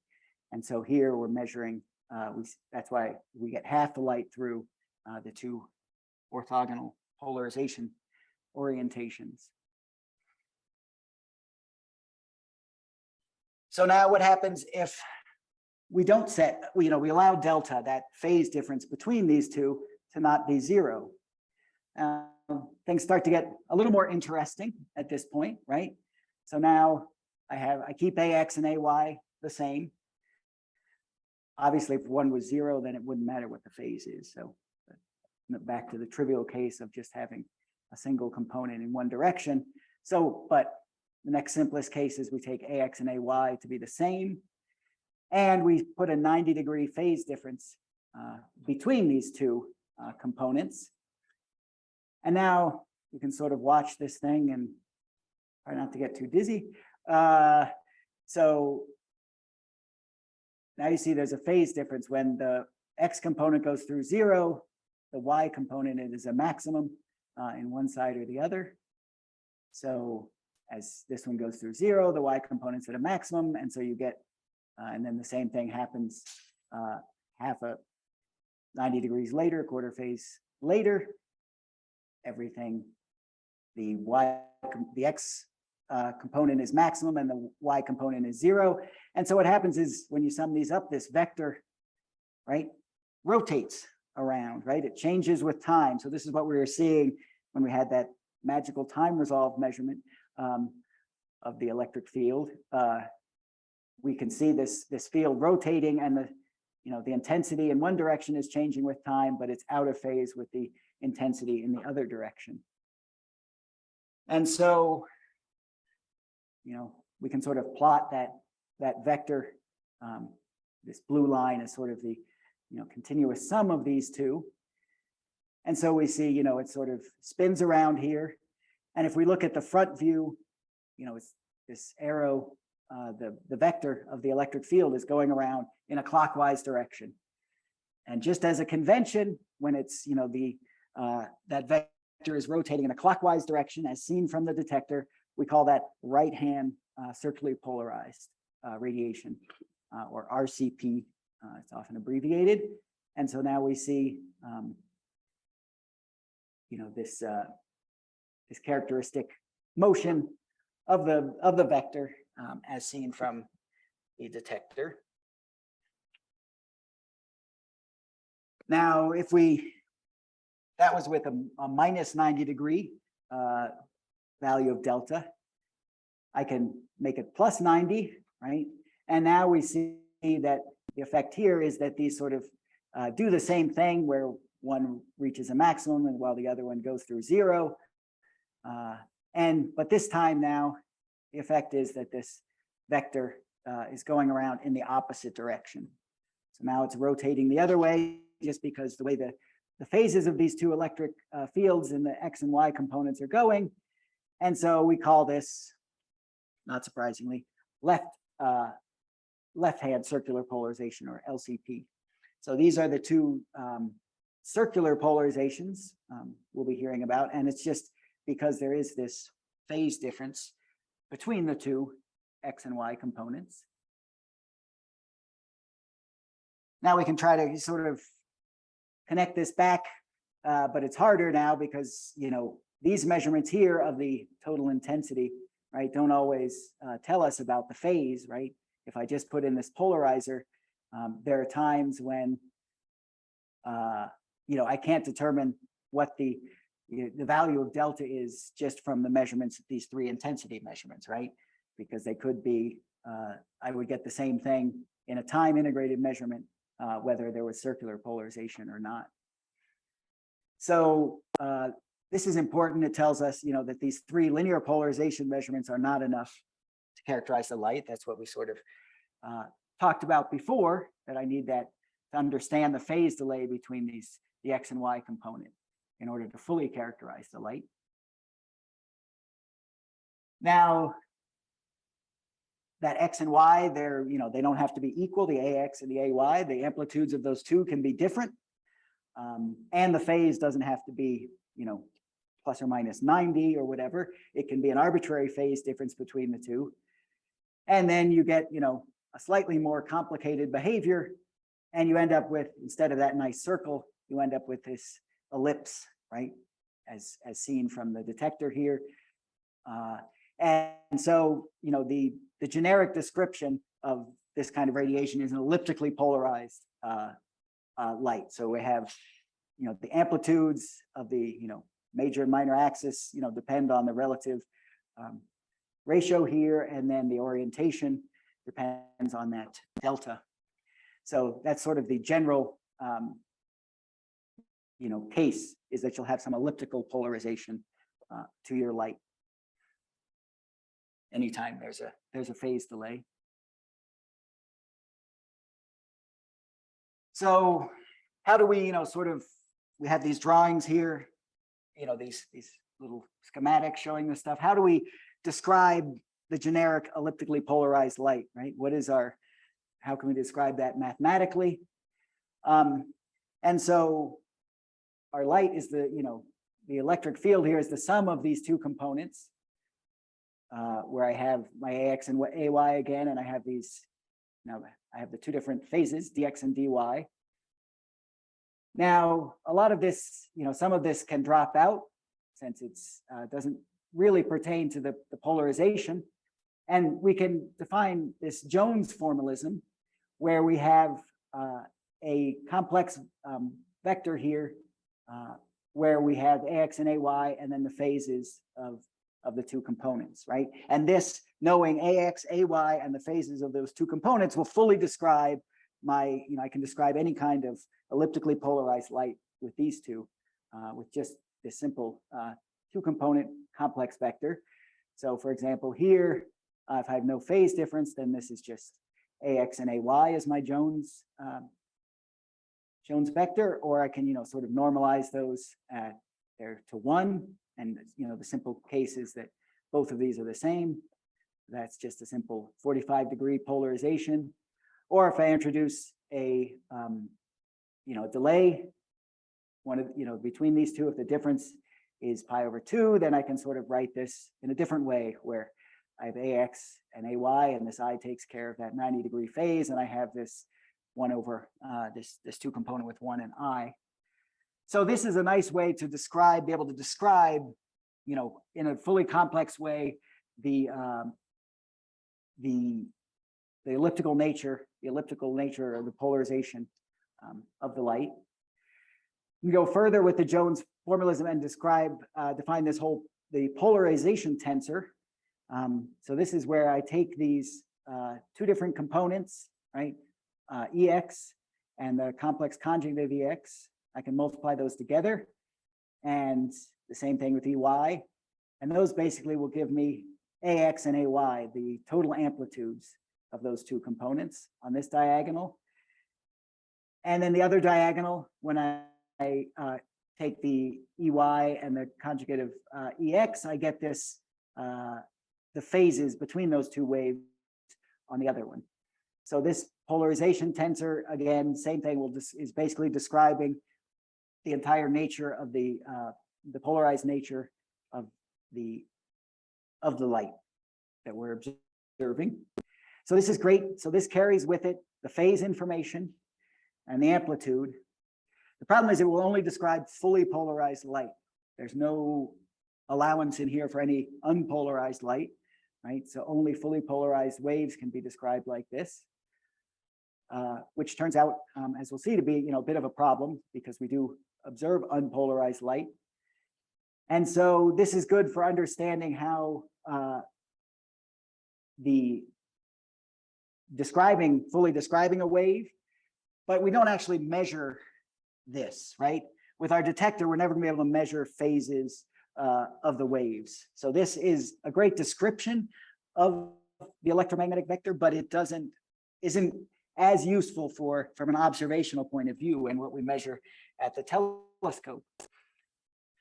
So for that, what we use instead is the Stokes formalism. You've heard of this, the Stokes vector probably.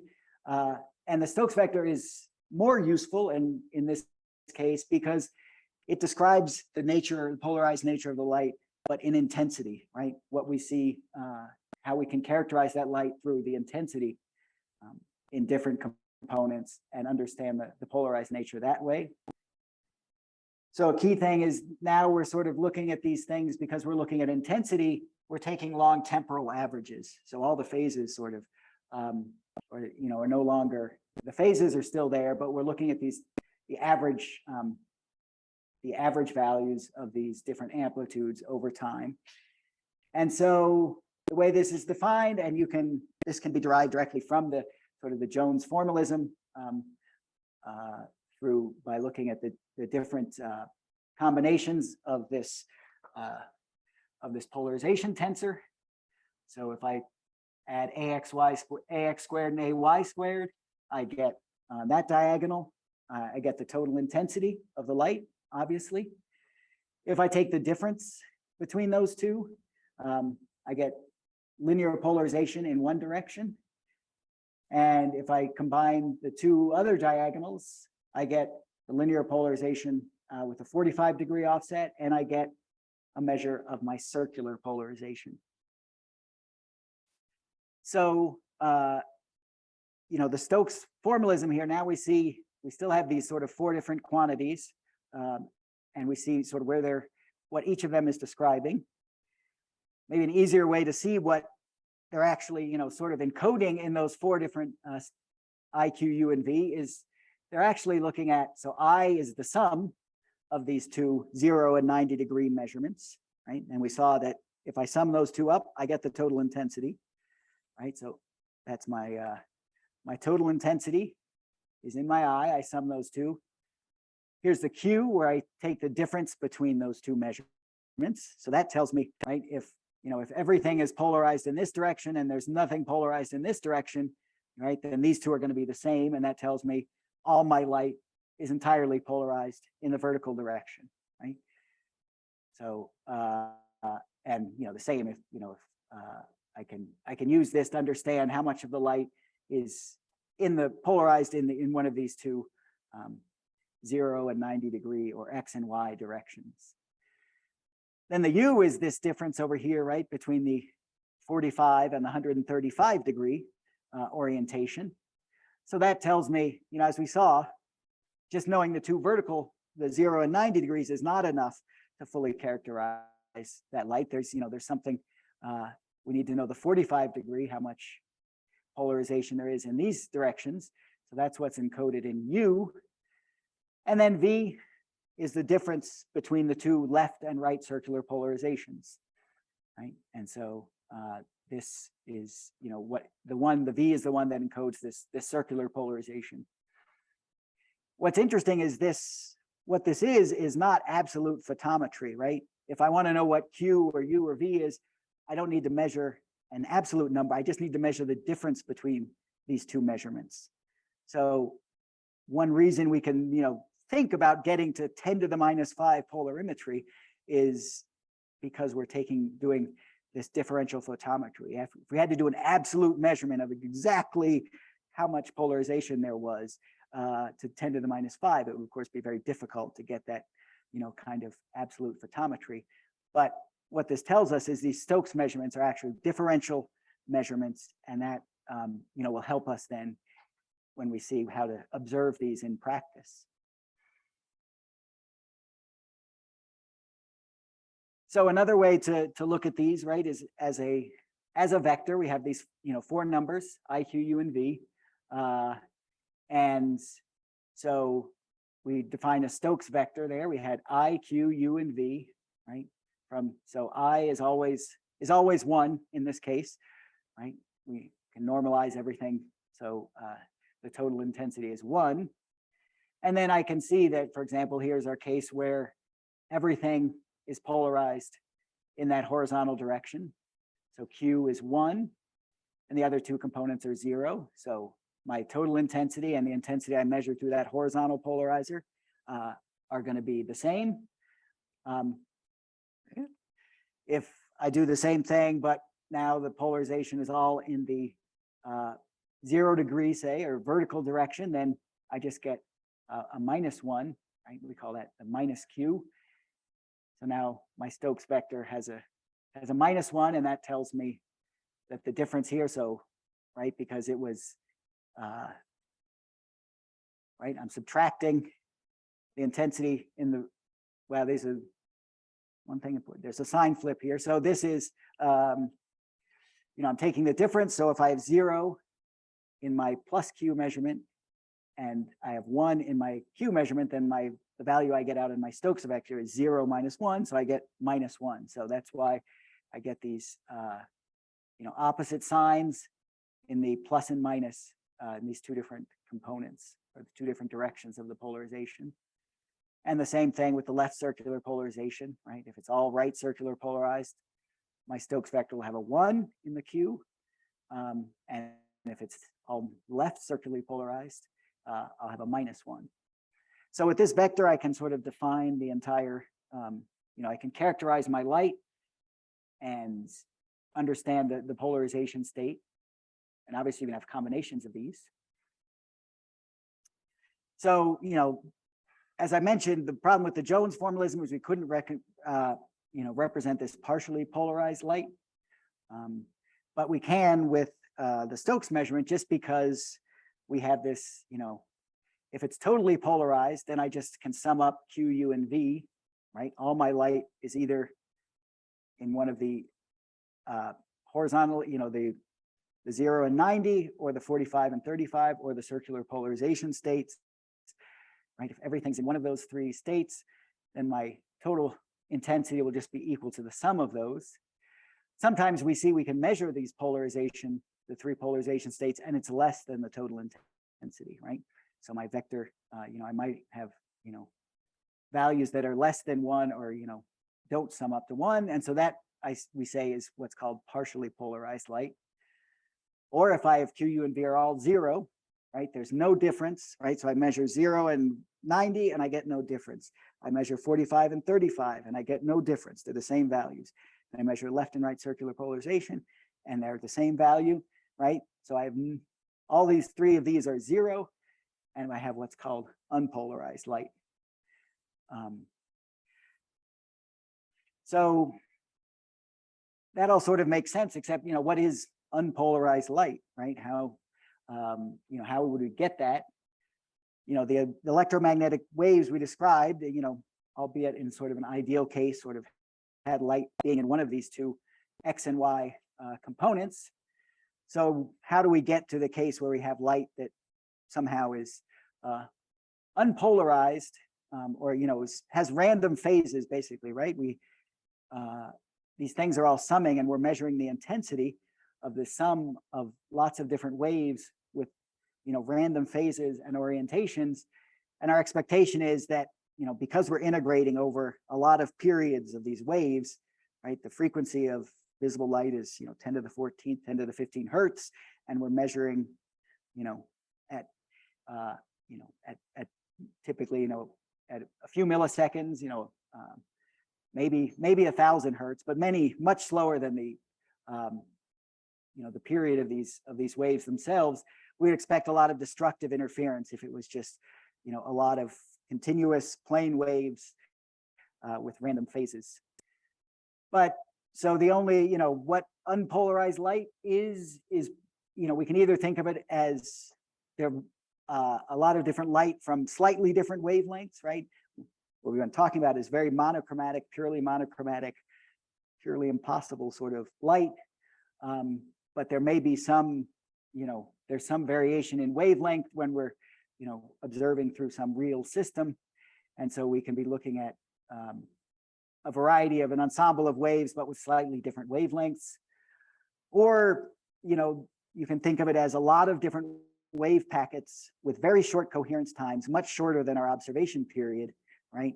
And that are arriving at our detector, right? And we're measuring the intensity. And then we're sort of summing up all these sort of different wave packets, right? 10 to the 10 to the 10 wave packets over the, in our observing interval.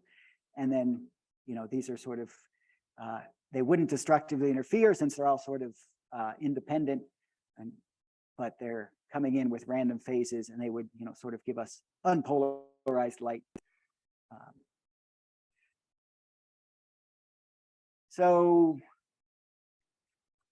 this is another way, sort of a list of different important Stokes vectors. We sort of saw them before, but now we have, the 6 different classical states here. And now we can sort of connect these back when we did this measurement, in our thought experiment where we got all the light through the 0 degrees and none through the 90. Well, that was, with our Q was 1, or the opposite direction when it's oriented in 90 degrees, that was this Stokes vector, and so on. So now we can sort of, in these cases where we had pure linear polarization, we can go back and connect these 3 measurements of the intensities at these 3 different angles back to a specific polarization state. We don't know how yet to deal with measuring the circular polarization, right? I mean, we pretended we could measure phases, but obviously we can't. So we'll have to see how we're going to be able to measure the circular polarization of light in intensity, right? Not in, we don't have access to the electric vector. And so another way to think about polarization light, that's, what is, the nature of a,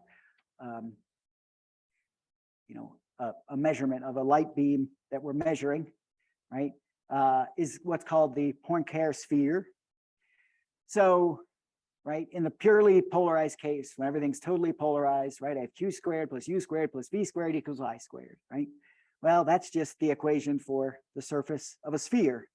So I can, put my Q, U, and V on, 3 different orthogonal axes here, S1, S2, and S3. And, right, I can define then whatever my value is, the radius is going to be 1. I'll end up somewhere, whatever the combination is, I'll end up somewhere on the sphere. Right, I can normalize that, divide I squared out, and I normalize my radius, so it's always, unity. And so here you have, for example, S1 is your the Q. And so at one extreme over here, I have purely horizontal linear. Over here, I have vertical linear polarization. Same thing here for the U, the 2 polarization states. And then, right, if I only have purely right circularly polarized light, I'd be up here at the pole. Purely left circular, I'd be down here. We can also think of this, for partially polarized light. If these don't add up quite to 1, well, that's just saying my radius, where I'm falling, my radius is somewhere a little, isn't on the surface of the sphere, but is somewhere inside the sphere, but it's still a vector pointing out in some unique direction.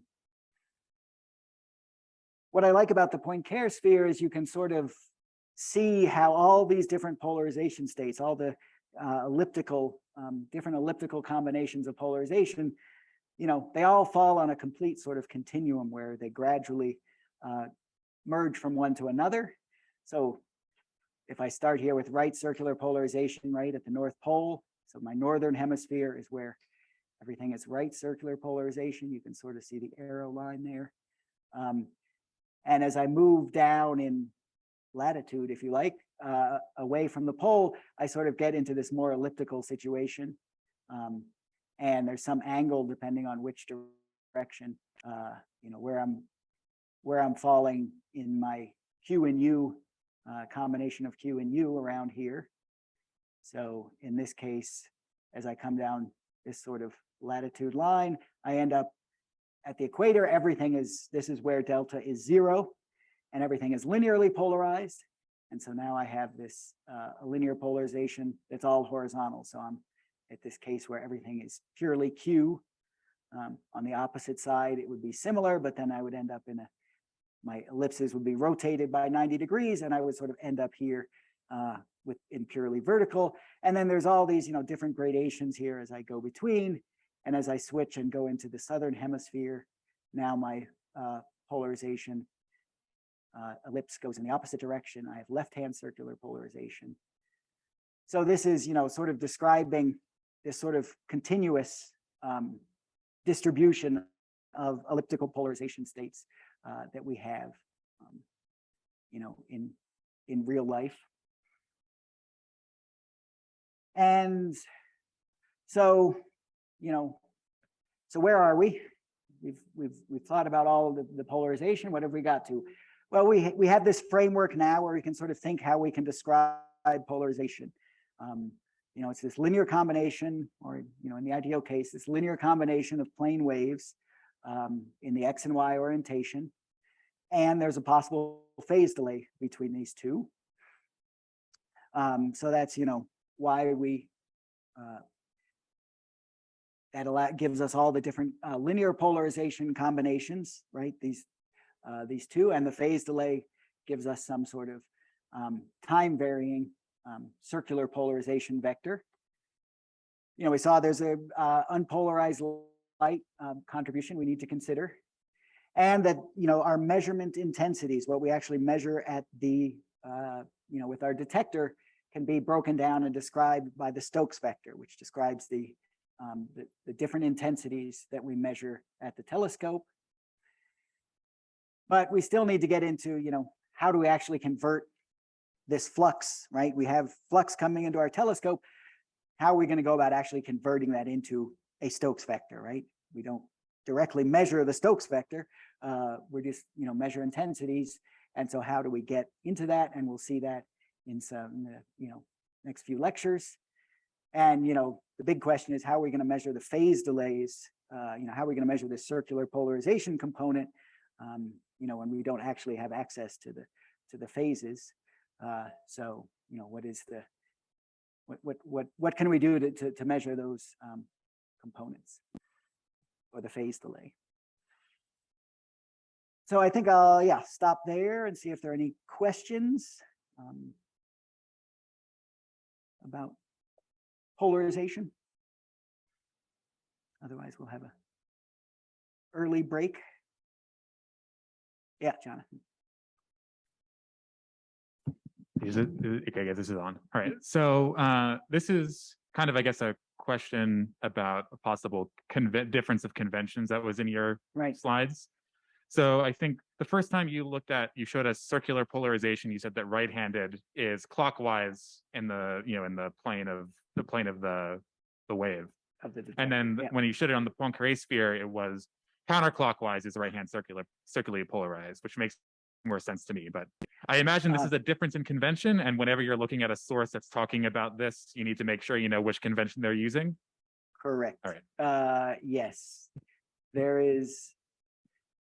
As various people have commented, Jose Carlos in his book and so on, the sign convention, there's some sign conventions in there, right? Which is, you can do the plus and minus, the Q could be defined the opposite direction, vertical minus horizontal, and it would still be a satisfactory description, right? Or which way the two phases are defined, right?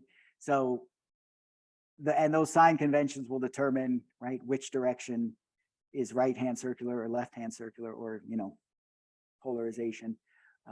So yeah, there's lots of pitfalls in there where people have forget the sign convention or go the wrong way. So yes, but yeah, that's a good point.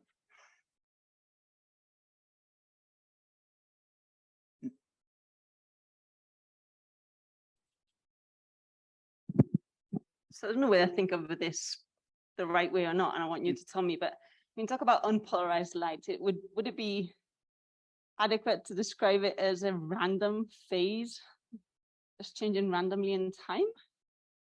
The phase doesn't stay the same. The phase is that would be another way, yes, that it could be randomly. Is that mathematically correct to think about? Or I know I guess that's sort of, if you break these up into wave packets, right? You could have, they all have short wave packets phases with one phase, and then you have another wave packet with, that has a slightly different phase, and then so basically it's sort of randomizing in time.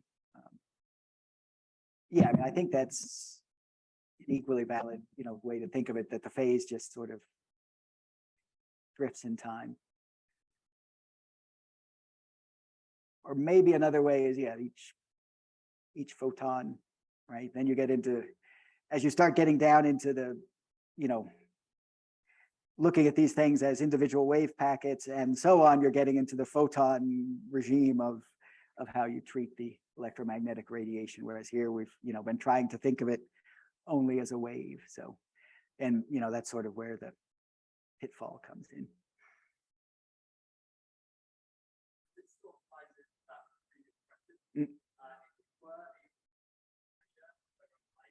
With that frequency of 10 to the 15 hertz, whatever you said, would unpolarized light exist if we could observe it sort of at those frequencies, if you're talking about averaging phases over that time scale? Yeah, I'm not sure it would. I mean, unpolarized light might only exist in this time averaged sense, right? And mathematically and practically, it doesn't exist in the sort of short instantaneous or short time scale kind of thing. It's only this Stokes thing where we're considering the time averages.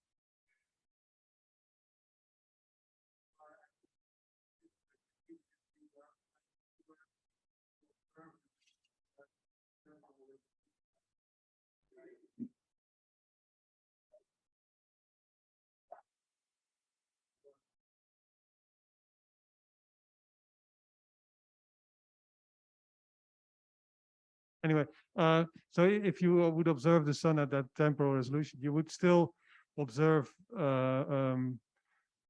light that is the result of interactions of many different atom radiation interactions, right? So you would still have an averaging effect that would result to zero polarization if there's no source that imparts polarization on the light.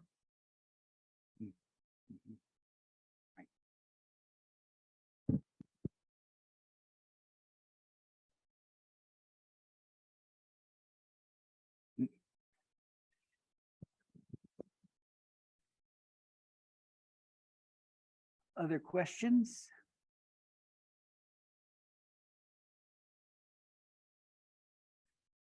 Okay. Sure, I think we'll have a break now, right? Mm-hmm. Mm-hmm.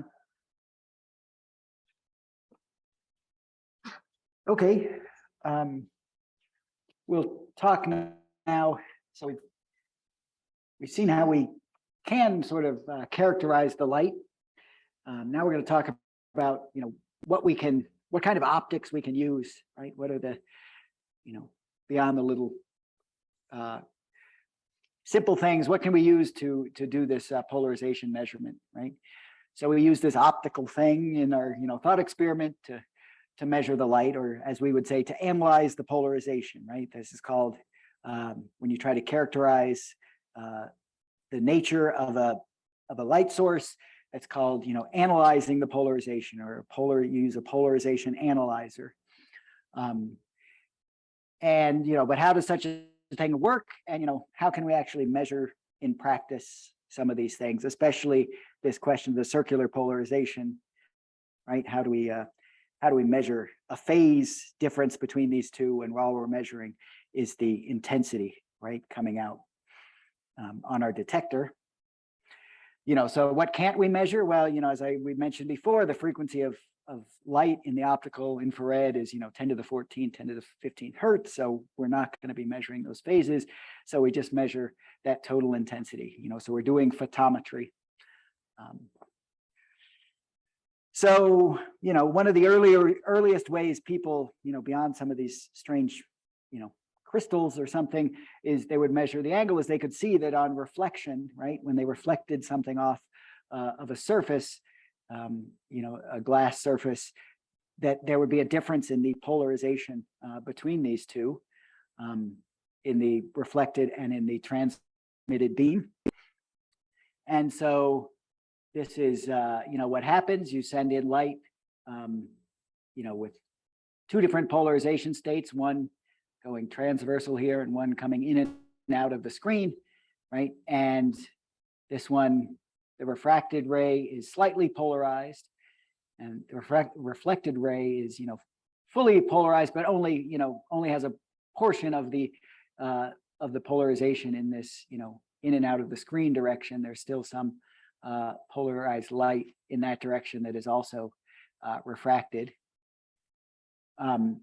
And there's this what's called the Brewster's angle, which is sort of a way to optimize that the amount of partial polarization.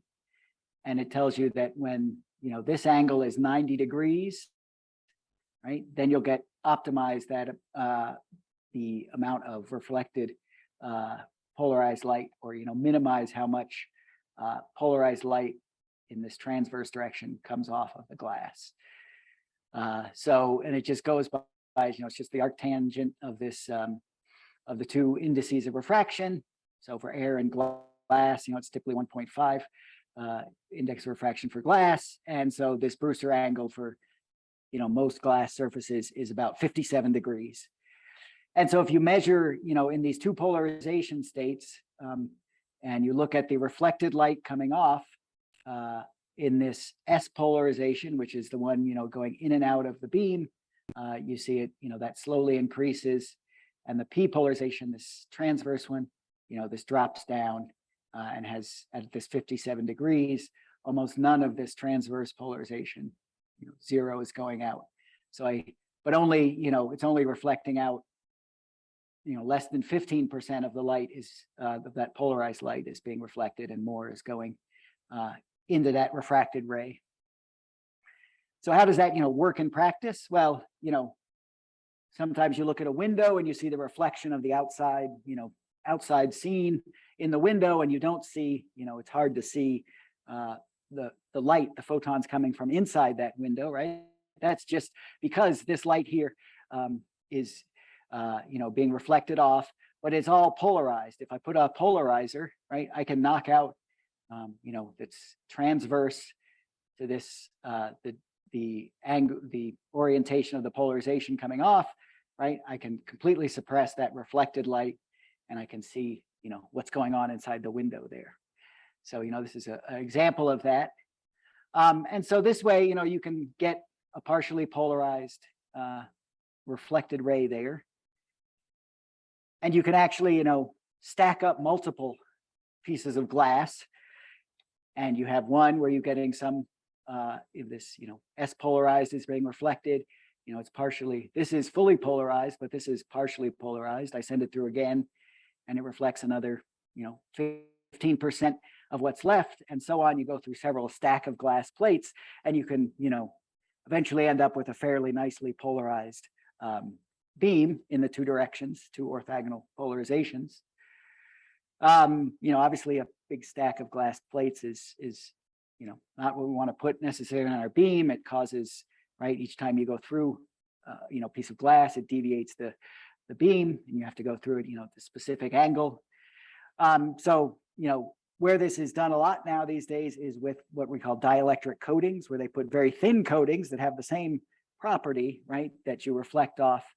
There's a partial polarization, but you can stack up, lots of these reflective coatings on top of a surface, and you can end up with a coating that can, will transmit one polarization and reflect the other pretty efficiently. And so you can, this is how, you can make up a beam splitter that would send polarization, it discriminate between the two polarizations. But more generally, as we're looking at these optical components, we have to think about the index of refraction here. And normally we think, as we said on that previous slide, the index of refraction of glass is 1.5. But the index of refraction is not actually a single number, and it's not even a single real number. It's actually a complex sum here. So we have the normal sort of index of refraction that we normally think of, this n, which is related to the speed of light in the particular medium. But then there's this other complex component. So if I, and if these vary, they lead to some different effects in our optical elements. So if n varies, right, if it's not a single n for different polar states of polarization, then we get what's called birefringence, so that the speed with which one polarization goes through the medium is different than the speed with which it goes through at a different polarization, 90 degrees, then we get something called birefringence. So that's fairly simple to think of, that you just have these two different polarizations or two different indices of refraction for different polarization states. And then this kappa here is related instead to the attenuation of the electromagnetic wave. We'll see that that what this causes is instead of necessarily changing, it will preferentially change the electromagnetic wave. It'll do that. Kappa exists even for non-polarized light, if you like, or any wave will be attenuated depending on the value of kappa. But if that polarization, if the attenuation differs for different polarization states, we have what's called diattenuation or dichromism. And so this is this polarization dependent attenuation that we'll see is important. So why do we get this? Where does the attenuation come in? Well, I have my my vector here, and I can break this down. And here's my input in my complex index of refraction. But since I have this complex number here, I can actually pull that out, right? And now we just have this depth-dependent attenuation factor where it's not part of the oscillatory wave, but it's just a scale factor that goes with the depth through the medium. And so, one polarization, I send in light with, all different orientations, and only, the light in this direction gets transmitted, but then in this other direction, that light, that polarization is attenuated as it goes through the medium, and so it doesn't come out. And so that can be, a fairly useful sort of quality in a, in a medium. So here we're back to our, our wave oscillating, or, the two different components of our electromagnetic wave propagating, and it goes now through this medium that has an attenuation in one direction. In this X component gets attenuated as it goes through, and the Y component, there's no attenuation. And so now, I send in these two different components, and what I get out is just a linearly polarized wave. So, this seems interesting because this way I can sort of select out just one component of my wave. And this occurs, naturally in different sort of crystals. So, for example, there's something called tourmaline and other crystals where, the light that comes through it is attenuated in certain polarization states. So if I put in a polarizer oriented 90 degrees to that, to the transmitted polarization state, I end up with, no light coming through, right? So here it's all coming through in one polarization state, let's call it vertical. And if I put in a polarizer that's horizontal, I'll see that there's no polarization coming through this crystal. And so this is sort of the natural diattenuation. We can do this a little better by making our own diattenuator. So a simple one is what's called a wire grid polarizer. It's simple, simple to think of, and fairly simple to make. You just have a lot of wires in one direction, and these are just parallel electric conductors. So now when the wave comes in one direction, right, if the wave is coming in aligned with these the wire grid, then the electric field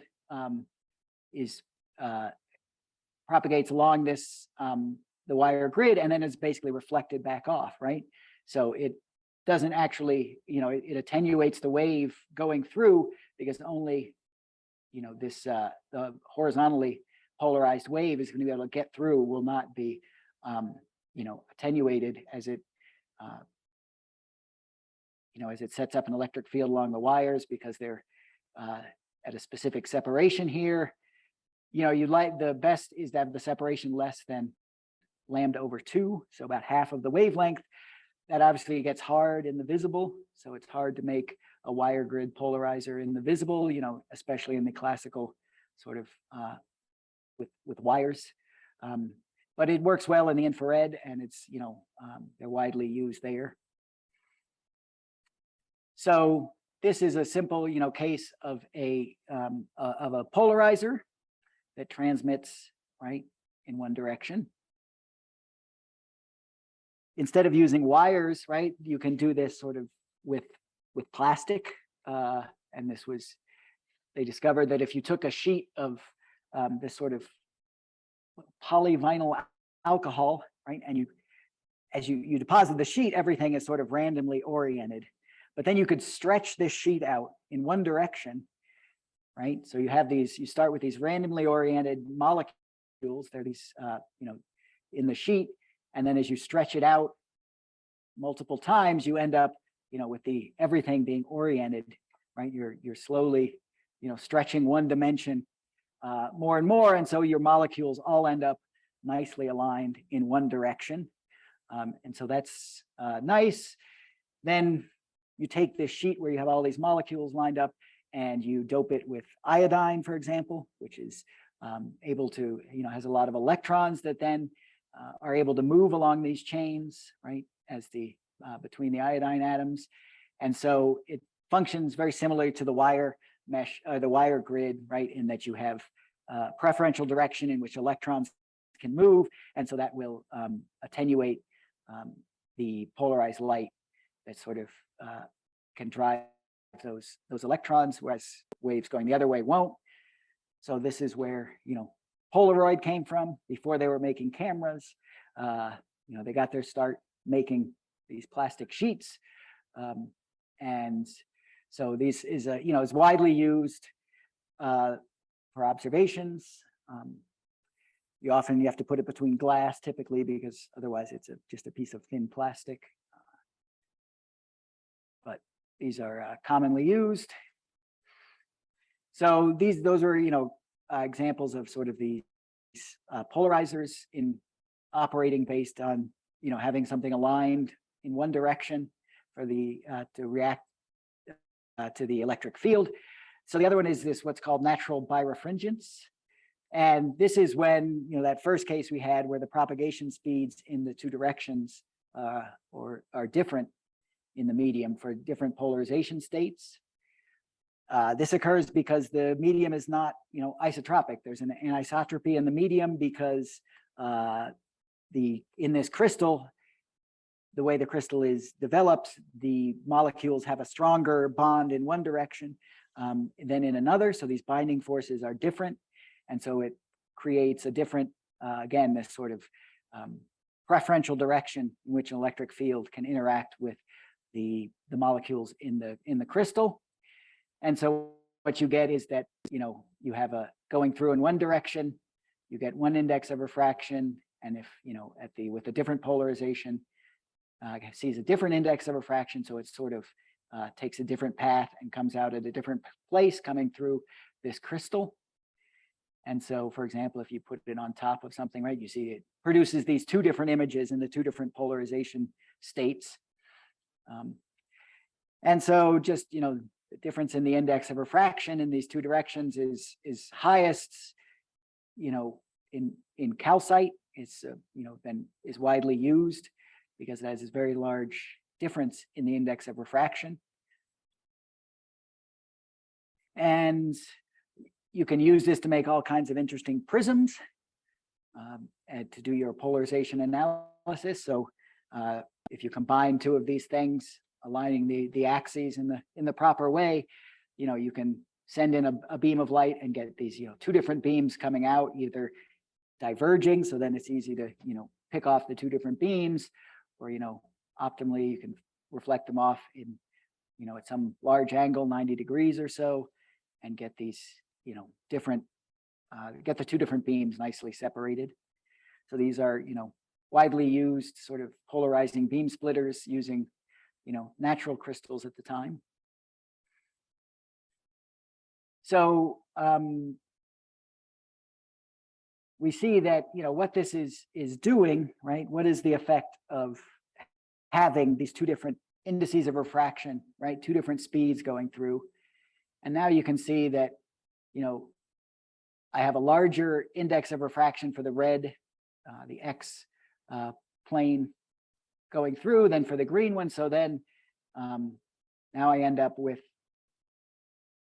the wave that comes through in the vertical orientation is actually delayed with respect to the vertical one or the horizontal one. And so this is sort of, it's called a retardance, where I'm now delaying one component of the wave with respect to the other. Now, how much does it actually, change? And how does this work? Well, what are we basically doing? We're changing that value of delta, right? We had we have that value of delta that defines the phase between these two components.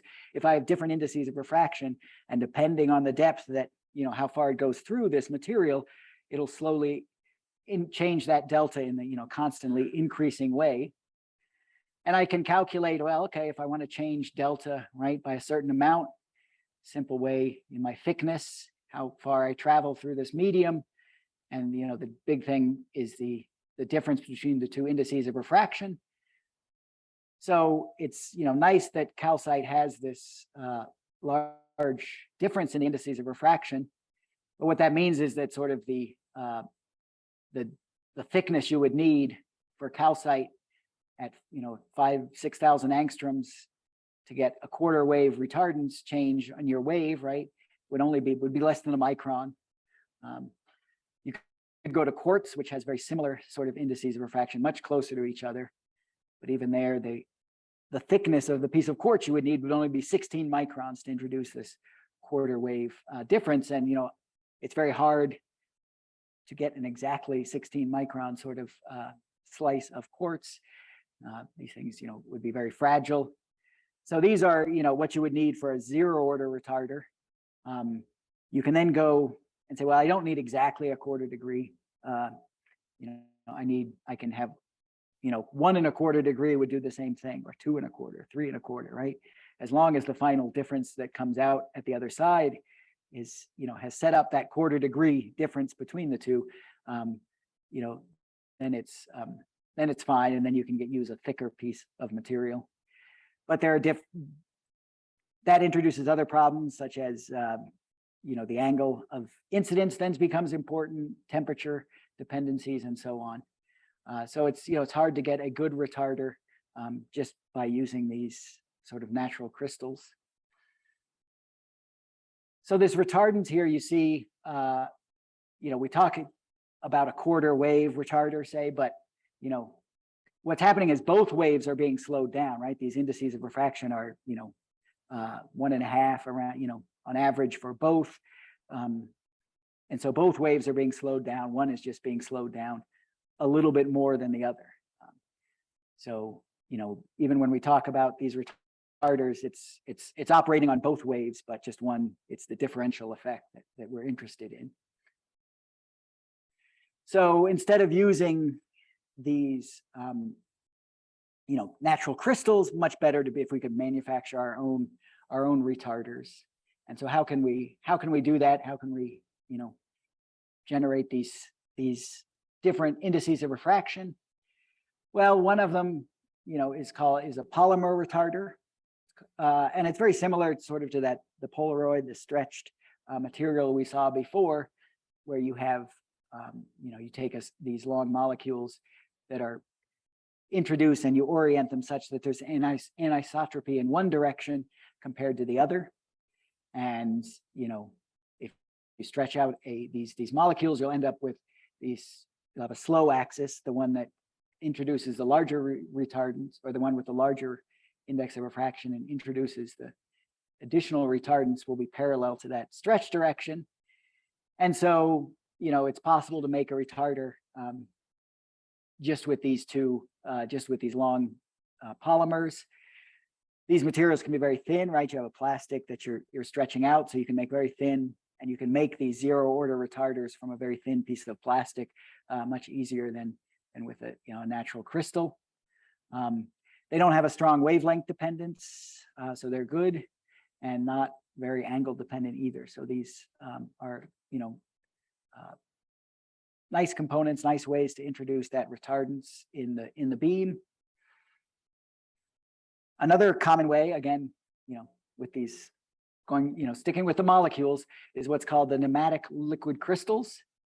So these are liquid crystals, and you can alter the retardance with those polymers. You get a fixed retardance. It's what it is. It goes in the beam. With the liquid crystal variable retarders, you can actually tune and change the retardance. So it's the same thing. You have these organic molecules that sort of naturally align to each other, and they produce this birefringence, right? You have, again, anisotropy in the material. The molecules are sort of lined up in one direction here. Naturally, they orient themselves. And so you'll get a retardance in this, as the light comes through this material. So it would come through in this direction, a window up here and a window here, keeping this sort of material trapped in between them. And so you would get a nice retardance effect. Now, what happens is you can actually, if you apply a voltage, you'll sort of drive these crystals away from their natural orientation. So you apply a sort of conductive coating to both sides to the inner sides of these two windows, and then you can apply a voltage basically across these windows, and you sort of drive these molecules into a different orientation, which changes that anisotropy, changes the how much they're retarding the light in the two directions. and you end up with reducing the retardance. So now if I apply this voltage, I see these molecules change orientation and I get a different retardance. I'm not convinced this drawing is correct. I think what happens is, as you apply increasing voltage in the middle, the molecules stay lined up in their natural orientation, and you sort of increasingly, the ones closer to the window orient along the electric field in the window. And it seems, I think that seems backwards, but it might not. So, this is nice, it's tunable depending on the voltage. I can tune it. I can calibrate this for different wavelengths. So I can say, okay, I want a quarter wave at this wavelength. It needs this voltage, a quarter wavelength at another wavelength. It needs another voltage, right? Because that retardance is easily can be determined for, different voltages. One problem is the response times are not that fast, right? Tens to 100 milliseconds, and there's some temperature dependence. So there's some drawbacks. And I guess, I'll mention, in some of the other components we'll look at here, this response time, why is 20 milliseconds not fast enough? And it turns out in some of the measurement schemes we want to use, we need very fast response times because to optimize our observational scheme. And so we would like to be able to change these the retardant states more quickly. And we'll get to that later on tomorrow as we look at instruments and see how we actually use these in instruments.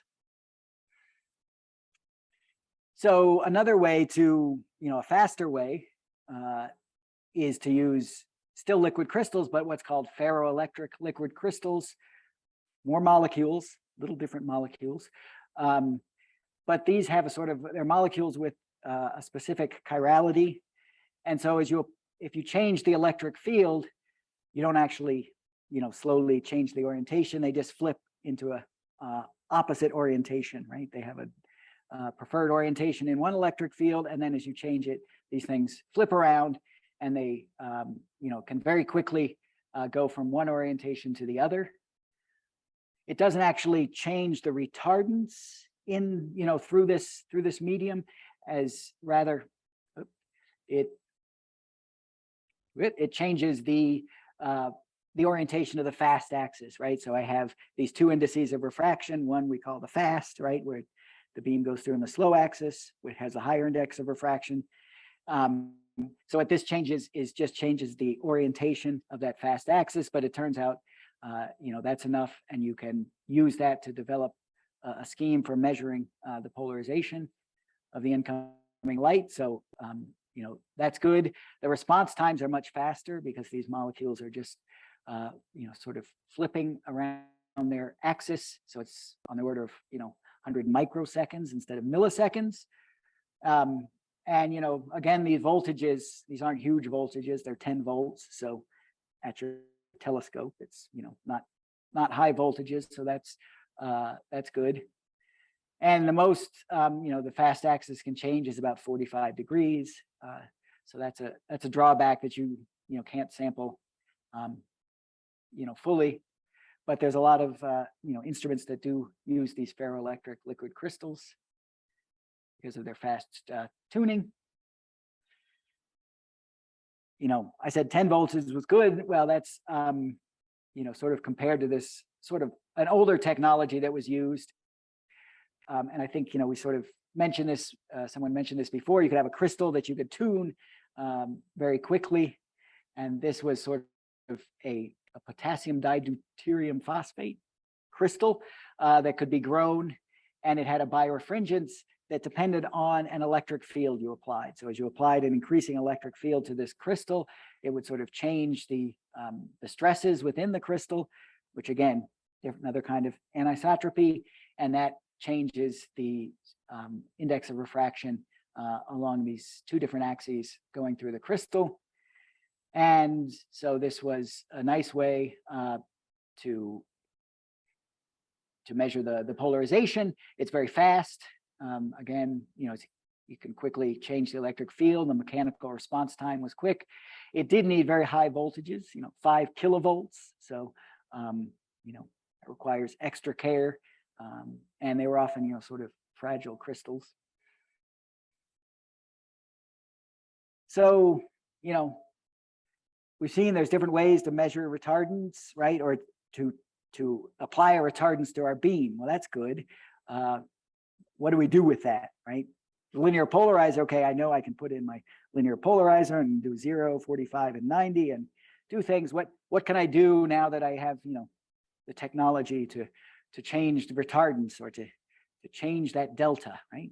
How is that going to be valuable? Well, I showed you this, animation before, right? Here I have my incoming beam, AX and AY are the same and in phase, right? That's what we saw. So I have this 45-degree orientation and these two waves are in phase and it goes through some retarder. And what comes out? So this is now a circularly polarized wave, right? I've chosen the thickness of this medium such that what comes out here, now I've, from these not being delayed at all, delta being 0, I've put in the right amount of material. So now delta is 90 degrees. And so now I get a circularly polarized wave out. That's interesting. I can do the same thing in reverse, right?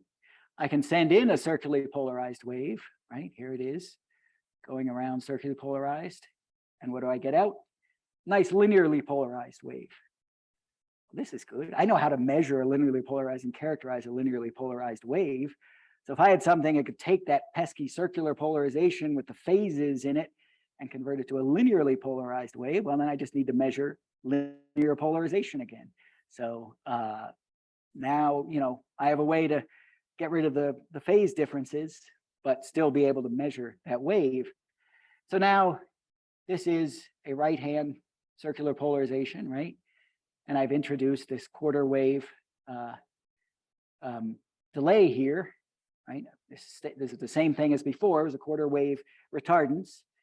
Introduce that in here, and now I get a linearly polarized wave at this 135 degrees, right? So all minus U. So that's interesting. What happens if what I put in was a left-hand circularly polarized wave?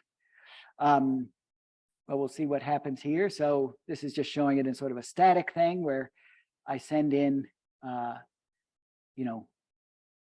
before I send in linearly polarized light at this 45-degree angle, right?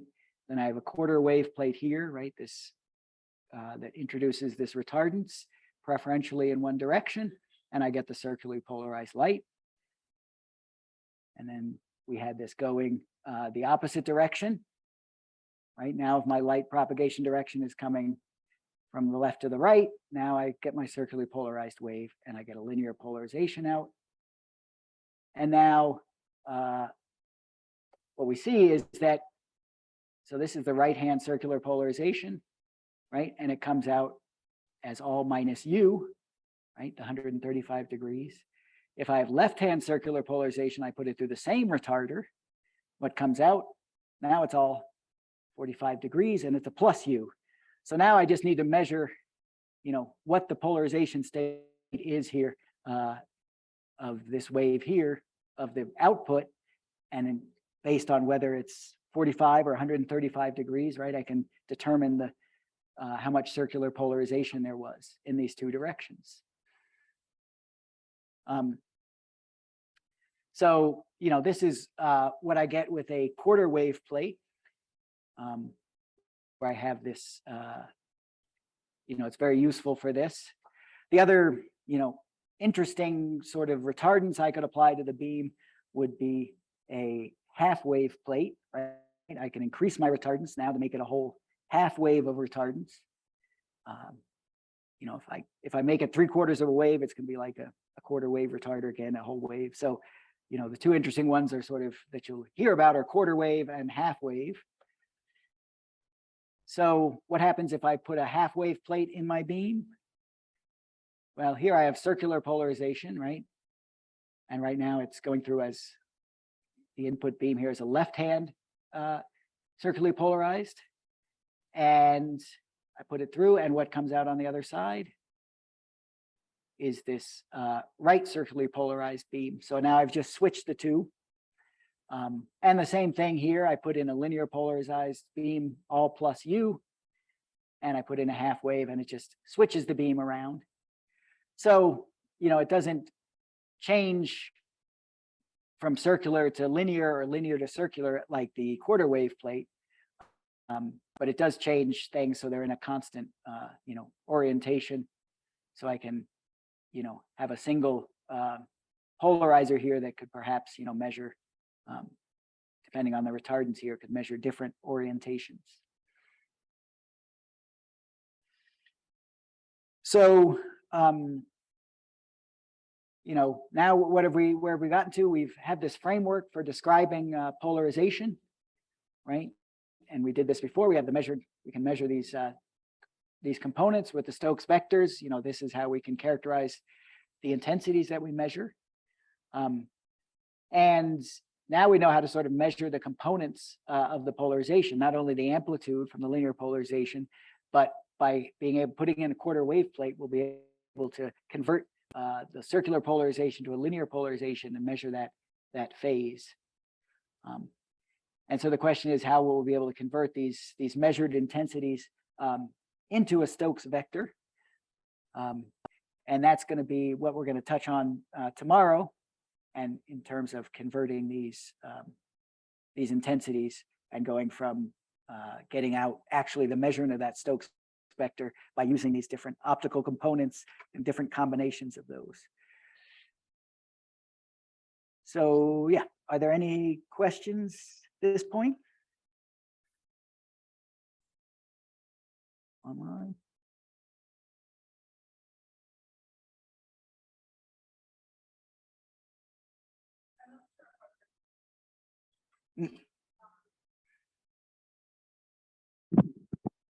So these dielectric coatings that you talked about at the beginning and Right. how you can stack them up to create birefringence. Is that what they create? They, Or did I yeah, I don't know if it's birefringence. I mean, it's just reflection. It's Okay. Okay, because I was gonna the ask polarization. how do they compare to calcites, but if they don't create actual birefringence, Right. is there a good alternative for calcite that is? For a optical material. Yeah. Yeah, I mean, I think these polymers in one way or another, right? These molecules introduce the So you're talking about liquid crystals liquid and all crystals, these, yeah. right? I mean, it's all these ways are ways to make things, yeah, not be isotropic, uniform Yeah. media, right? So what about, and I don't know where this stands nowadays. I know it was a problem back then, but what about this? When you send these things into space, what is their viability? Do you know anything about that? Of the I'm just vaguely remember Mhm. liquid crystals, variable rhetoric, Right. not, you know, if they get UV on them, then Right. they're wrecked and stuff like that. So they were not Right. really space viable. Right. Is that Yeah, I still mean, true? it is a problem. The UV, those coatings will break down. And I think it's actually not so much the molecules. I suspect, you know, with heavy UV coating, that coating on the glass actually, I think, is the bigger, that allows you to apply a current, you know, across this optical surface. Okay. Is an issue that can break down. Okay. They're not super mature to go into space. I guess David would be another person to ask Mm. about this, but Yeah. I don't know if Liquid liquid crystals crystals have in flown in space. space. I think so. Yeah. Mhm.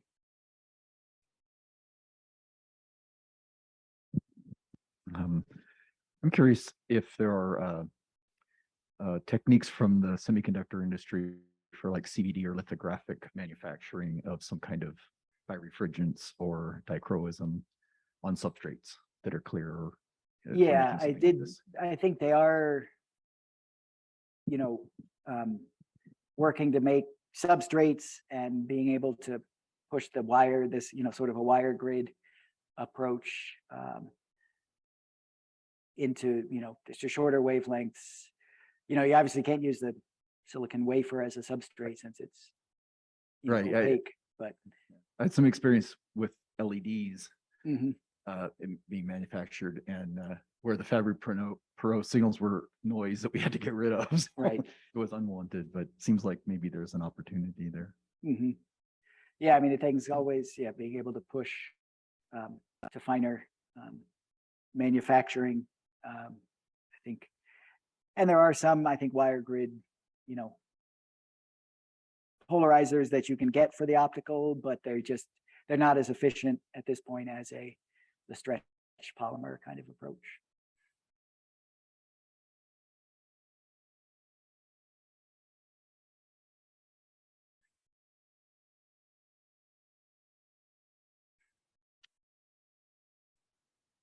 Yeah, okay. So yeah, I think I'm going to stop there, and tomorrow we'll get into how we sort of the mathematics, what these of these different polarization components, and how we can sort of combine those in an instrument and look at how we use these in the instruments to actually make those measurements through make a combination of measurements that allow us get to the Stokes vector.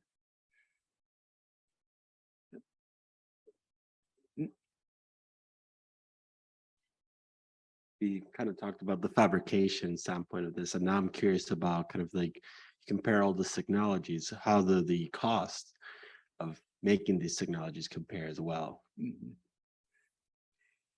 Yeah, I mean, the stretch polymer ones are pretty cheap because you're just taking a sheet of plastic and pulling it to large, I mean, there's obviously a little more to it than that, but they're not too expensive, to get a piece of this thing, right? You can get sheets of polarizer plastic for nothing. Yeah, most of these, the liquid crystals are a little more expensive. The calcite, those crystals are rare because they can't be grown. They're sort of what exist in nature, and so depending, and as we saw, the different thicknesses, as you go to bigger thicknesses, which have other uses, then they, get more expensive. And so, yeah, I mean, I don't know if there are technologies that have, really make really good polarizers or retarders, but just are, prohibitively expensive, whether that's a concern. But, generally these aren't the most expensive part of an instrument by any means.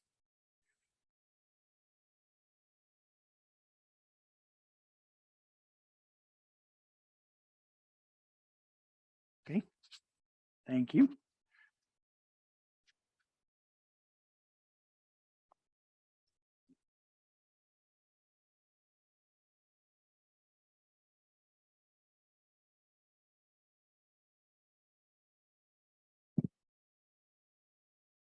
Let me know if you can't hear me. There's a coffee break right now scheduled, half an hour. And then after this, we have like a free hour of code installation, hanging out, maybe helping each other. There's some folks that have not managed or not had time to install some codes, then that's the time to work on it for a little bit. Otherwise, you're also free to go and explore Boulder a little bit. Tomorrow will be a little bit more intense. So if you want a break, then this is a good time to do it. I would say that I don't know, who needs help with code installation?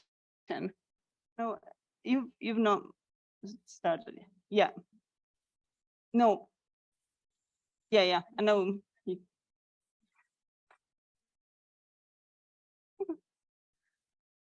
Anybody else? Eleni had an issue with her computer, so she couldn't actually do it. But if everybody else is set, then definitely feel free to go and we can work on some of them. I am not the expert in code installation,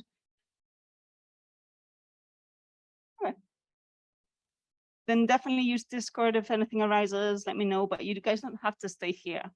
If you want coffee, get coffee, hang around and chat. I would aim to, if nobody has to actually work here, I would aim to like close the room at 5-ish so that people can go a little home a little earlier. And then tomorrow we will go on up to 5:20, which is the actual end of the day for normal days. And I don't know, enjoy Boulder, enjoy dinner, have fun, rest some, come back tomorrow with as much energy as today.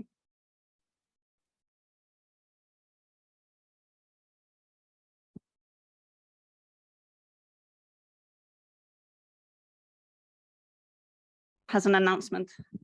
So I put it in the Slack, but for those who haven't seen it, a group of us are heading now, or after coding issues, to the Rayback Collective. It's a mile from here. It's a tap house. They've got a Mediterranean and pizza trucks. Yeah, it's a cool spot. Attendees, organizers, everyone welcome whenever you're wrapped up here. Whenever people are done here, yeah. The Rayback Collective.